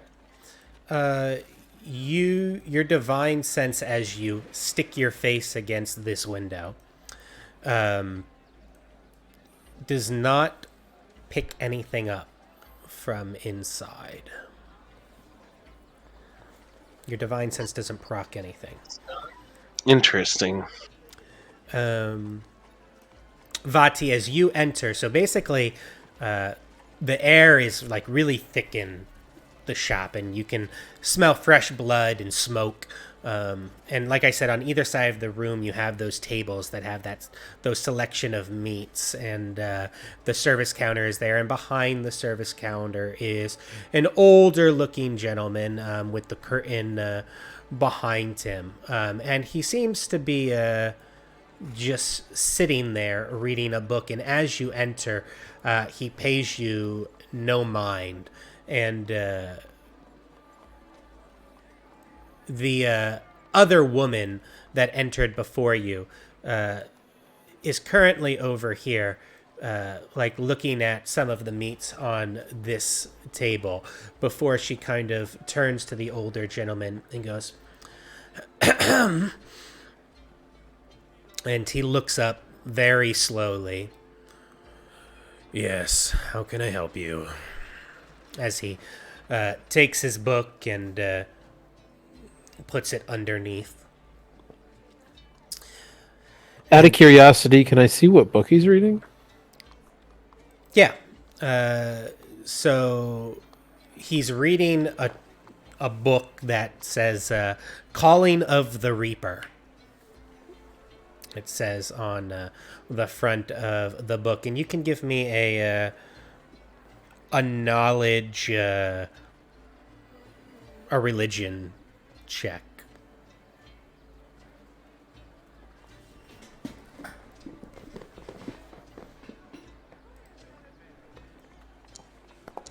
Dang it. Yeah, it says on the front of the book, Calling of the Reaper. You have no idea what that means or what it's about.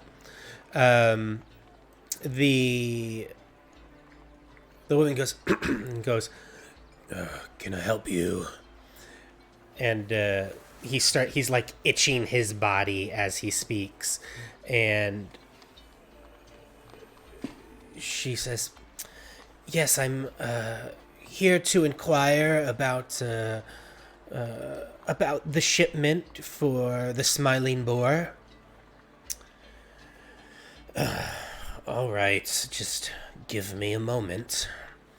And he will duck behind the curtain. Okay. You said she's standing like right. Hold on. She's standing right here. basically right next to the meat here in this square. Let me see if I can get her token real quick. And my question is, do I recognize the Smiling Boar as like a pub that I've been to or a tavern, like near where I'm at, or is that more like inner city stuff? Yeah, you would recognize the name of the Smiling Boar Tavern as a lower city tavern. So it's a tavern in Bloomridge, the Bloomridge district. Okay. Would it be possible for me to? Because he just kind of set it. Did he set the book on the counter, or is it like underneath and like an underneath counter type thing? Underneath the counter, so behind the counter and underneath, he set it on like a something over there. I mean, if you went behind the counter, if you wanted to do that. But you saw him basically take it off and put it underneath somewhere. Okay. So I was wondering if maybe I could like sleight of hand take it and put it and keep it, but I don't know if I can do that without getting behind the counter. Yeah, to grab it, you would need to go under the counter. Okay. And she's just looking at the meats, right? Yeah, I mean, she's looking at the meats, but she's looking at it with an air of disgust. Kind of, there's nothing else to really look at here. So, and she doesn't really. Give me an insight check. Let's do that. Give me an insight check.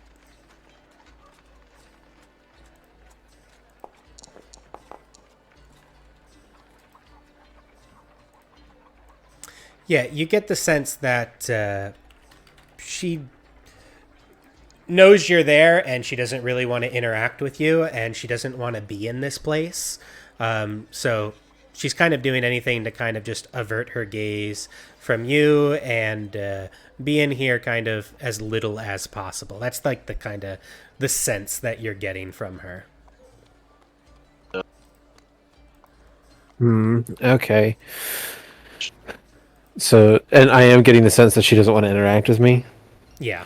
Would I know? Is it just because like I look poor to her, or is it just because of my bugbear thing? Like, what do I have an idea of why she wouldn't want to interact with me? Just on like a glance.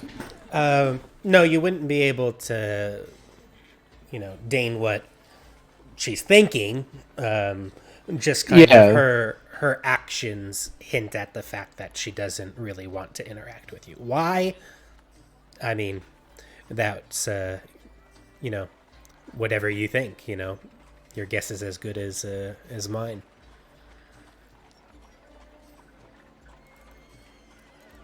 I guess if she's not really looking at me, I guess I'll make a stealth check to see if I can't go, or try to stealthily. Sorry, I don't mean to grab the book that I saw him back away.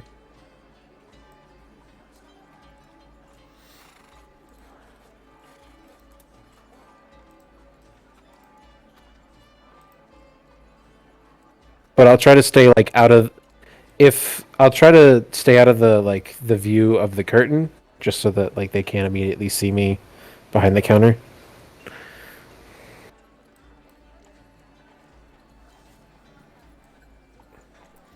Okay, so you're kind of going behind there, and I mean, you can see it's not like she's oblivious to you.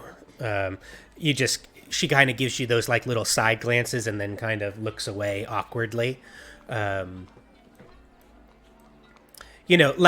the way one might do if you were like in an elevator, right? And you don't necessarily want to strike up conversation with the people in the elevator and you just kind of don't pay them mind. But they exist. So, but you can absolutely go behind the counter at the moment. The guy isn't back yet, and but she's there, and I mean, she clearly notices you go behind the counter. Yeah. Do I see the book Is it like an Yeah, underneath? there's a little shelf, and you can see the book sitting on the shelf underneath. Okay. Would it be possible to like kind of quickly like grab it? It would, because I'm thinking that it's lower since I'm like 7 foot. Could I like have my I'm just kind of not as I'm not like oblivious, obviously going for it, but like kind of like a slight grab and just kind of bring it to my waist. Yeah, you can do that. I mean, you can grab the book and kind of bring it to your waist and put it in something. I would say that it's fairly obvious, though, that I mean, she knows you went behind the counter. If the point of it is to try to so she doesn't see you're grabbing something, I think in this kind of situation, you're kind of very clearly running behind the counter and doing something and walking back. So, Okay. it's kind of like this, and it's like, okay, like you're standing right in front of Yeah, her. yeah, So yeah. it's not something that you can I do without guess- her noticing, but you could do it, and she doesn't seem to be saying anything at the moment. Okay. Yeah, I won't bother taking it. It'll just look like that awkward like looking behind the counter to see if I see anything else other than the book, I guess. Is there like any papers, tills or I'm not like going through it, but like just as like a passive perception, do I see anything else underneath this under counter? No, actually, there is nothing else underneath the counter. There's 4 shelves, and 3 of them have nothing on it, and the other shelf has just this book. Okay. Noted.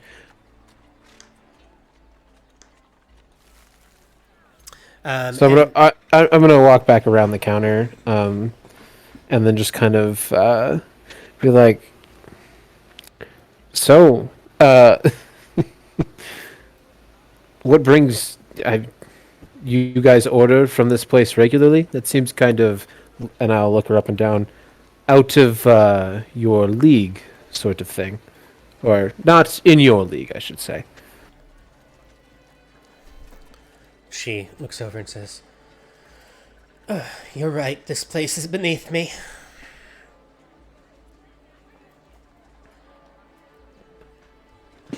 I is Are you just placing orders for meats then?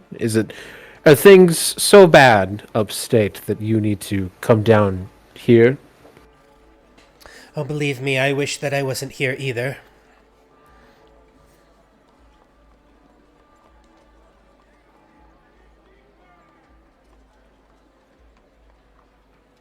Did you Then why are you here, I guess, outside of to pick up whatever order it is? Why didn't you send someone else?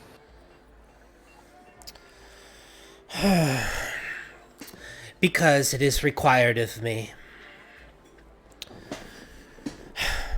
And she kind of sighs very heavily and kind of turns her gaze towards the side window over the counter as she looks over and basically dismissing you. And you can tell she's just giving you these very short answers without any detail. And she just, every time she does it, she doesn't really look directly at you. She kind of rolls her eyes, looks up in the air, and then looks back out the window. Well, if it is beneath you, and you clearly don't want to deal with me any longer than you have to, why not have I deliver your order? I can do that, and you can be away from here. And this time she kind of looks directly at you. She says, "I don't know if you can take a hint, but clearly my business is none of your business. And so I'd appreciate it if we just don't talk and go about doing what we need to do." Yeah, you people always give me a bit of a headache. Fine, fine. Do what you need to do, but don't say I didn't try to at least make things friendly. As I'll just kind of turn around and walk away. And she says, "Lower city riffraff." And she mumbles that under her breath, and you hear that. And I'll turn to her. Well, at least you didn't. At least you aren't racist. That's one thing. And at that point, the older gentleman steps back out from behind the curtain, and he says, "Yes, your order will be along shortly. It will be sent within a couple hours, and we'll bring it to you." And she says, "See that you do. It's already late." And she moves back this way, and as she passes you, she goes, "Ah," and moves out of the door and And down the I'll street.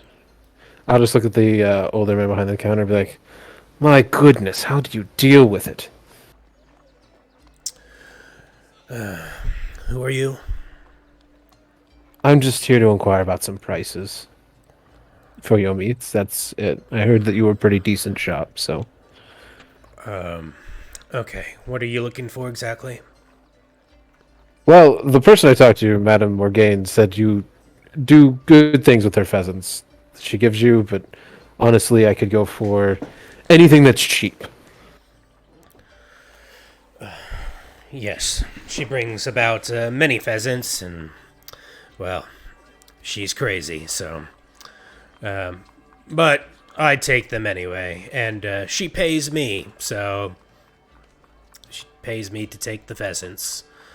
So I do it, make a little bit of extra coin. She just mentioned that you do pretty decent meats. What is your typical slaughter around here?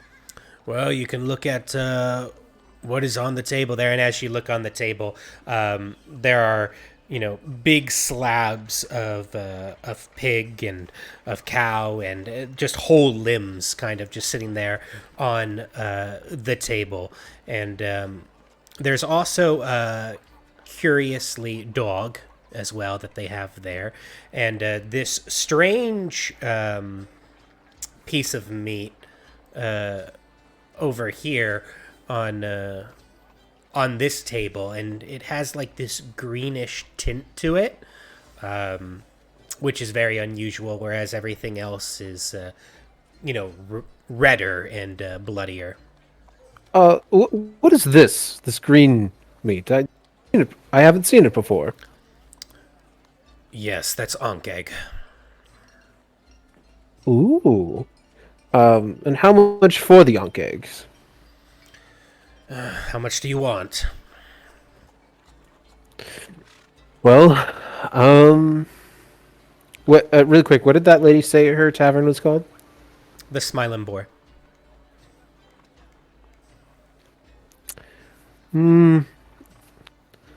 How much would 20 pounds cost? 20 pounds, it's about 5 gold pieces a pound, so 100 gold pieces. How much did you say the price was for? I'm sorry, kind of like blanked. He said 100 gold pieces. 5 gold pieces a pound.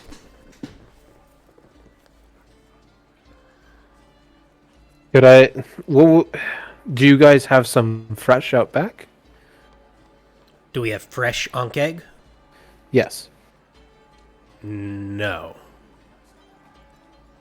Do you know what ankh egg is? I mean, clearly not. I'm asking about it. It just sounds delightful. So you would know that an ankh egg is.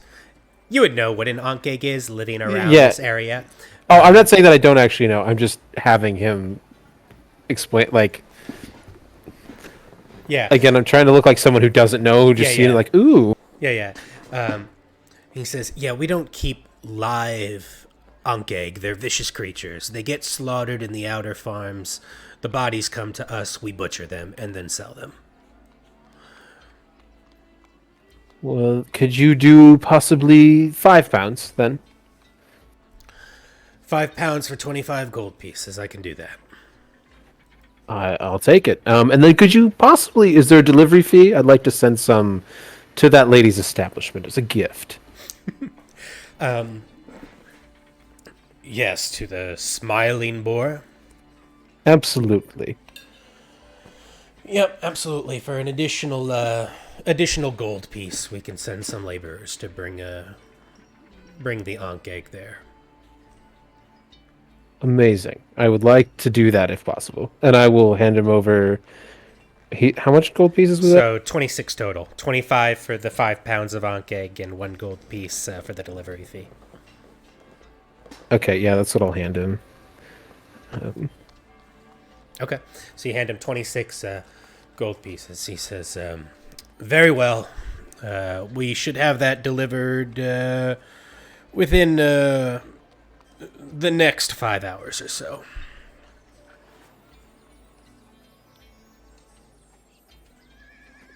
Is there All anything right. else? Yeah, curiously, I did notice you reading a book. I've been looking for a good read. Could I see that book maybe? And he goes, yeah. So he pulls it out and he shows you the book.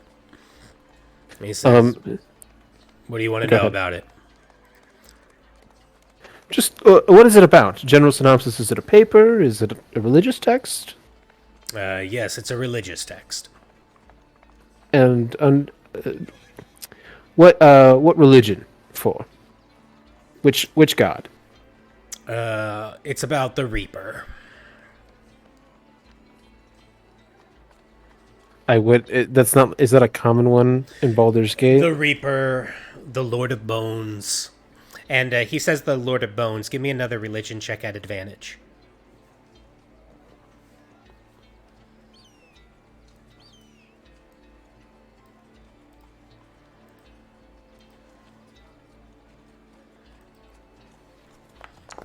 At 20, let's go. Yeah. You know that the Lord of Bones is the god Merkel, who is one of the dead three. And, now thinking through it, the calling of the Reaper, you've heard of that text before. And it's basically a history of Merkel, essentially. And his timeline and his progression to godhood, ascending to godhood.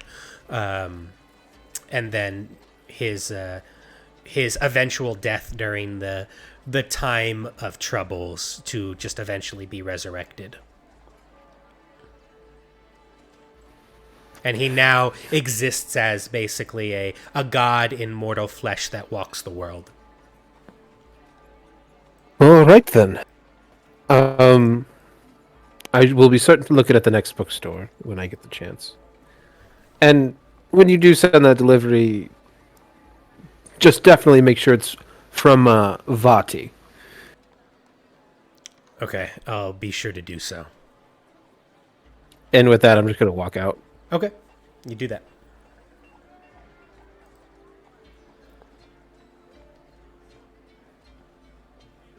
Just a heads up. I hate to say it, but I gotta go soon. Okay. Is as in soon as in, I think normally 12:30 for you, but is it earlier than that you have to do? Yeah, no, unfortunately, I have to wake up really early tomorrow morning. Okay. So maybe we can just do a little bit of extra role play here as you kind of go out and say whatever you say to everybody else, and then we can wrap up. Yeah, essentially, if you guys want to keep playing, I have no problem with that, but I'm calling it for myself here after we kind of like wrap up this little tidbit. Sounds good. I mean, I'm just going to come out and shake his head, mention that the woman was definitely kind of an asshole, basically, about people being in the lower city, but she didn't strike Vadi as anything odd. The smiling boar is something she mentioned, and that's why I said I had the egg sent. I do mention the fact that the guy behind the counter seems to be reading a book about one of the dead gods, which might have a connection.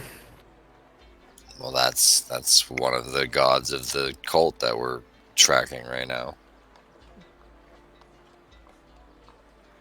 And I would personally probably want to interview him as a member of the Fist to find out what he does with all the acid from the Ankh eggs that he butchers here. I can inquire about that, probably. Yeah, certainly.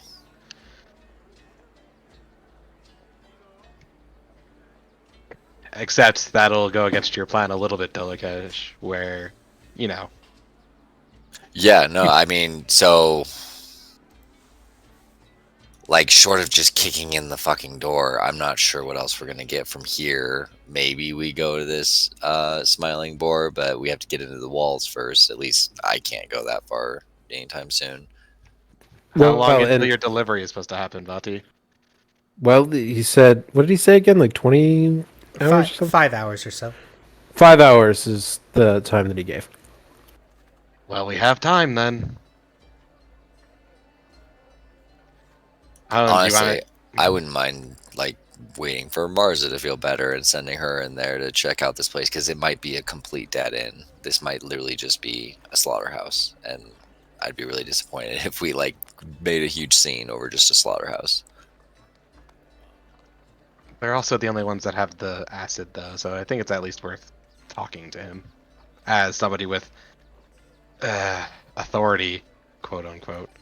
For sure. No, the fact that they have the connections to the acid and he's shown connections to the cult is a huge lead. But Maybe instead we interview the elf that came out here, and then go from there because the elf was kind of suspicious, and the elf could probably tell us about a lot of the connections inside the slaughterhouse if we interrogate him enough.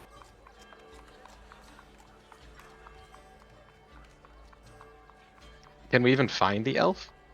Didn't we get the we- location of we his got, house? we got his name and his house, yeah. We have like the general location, right? Or did you actually get something more No, specific? just like he lives in Norchapel, and we got his name, Jarek. And we So got like I'm sure somebody in Norchapel will know the guy. we got like a region of Norchapel too. We can literally just hang around there until he shows up if we need to. But we could. It wouldn't be a problem to find him. I don't think. Yeah, the lady at the salty, is it the Salty Dog Inn? She Yeah, might even Salty know Dog this Inn. guy's name. She might even know where he lives. All right, if you guys want to follow that path, I'm not going to say no. I just figured while we are here. I mean, the old man looks sketchy, but like, He also seems kind of like a stone wall, and if he's really that into the cult, we'd be on some form of cult grounds. He's probably got other people in the building because it didn't seem like the elf went upstairs at all, and there's possibly a basement or more below. I have ways of making people talk, but I'm not about to just like bust in an innocent guy's room, of course. I don't know. I just feel like we it's so easy to make too many assumptions here right now.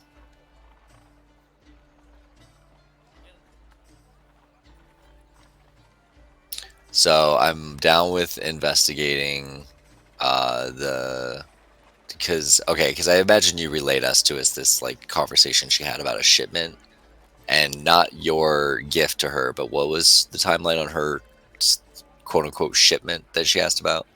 That'd be like at the end of the day, right? That's what you said? Correct, for her shipment. I'm kind of curious what that is. Maybe we could post up and try to look for that in transit.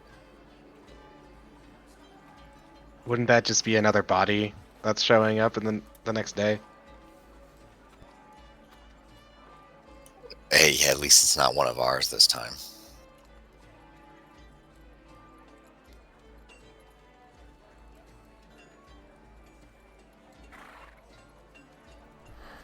All right. Look, I respect your concern, but we can't be running into this blindly. We're dealing with very powerful forces, and I'd rather know before we make a scene.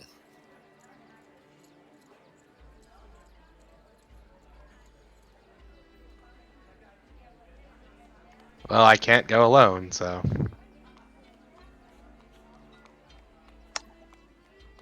I'll go with. You want to come with me to interrogate him a little bit?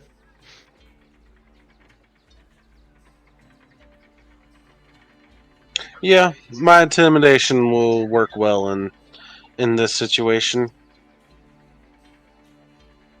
I mean, I'll probably go just simply for the notes.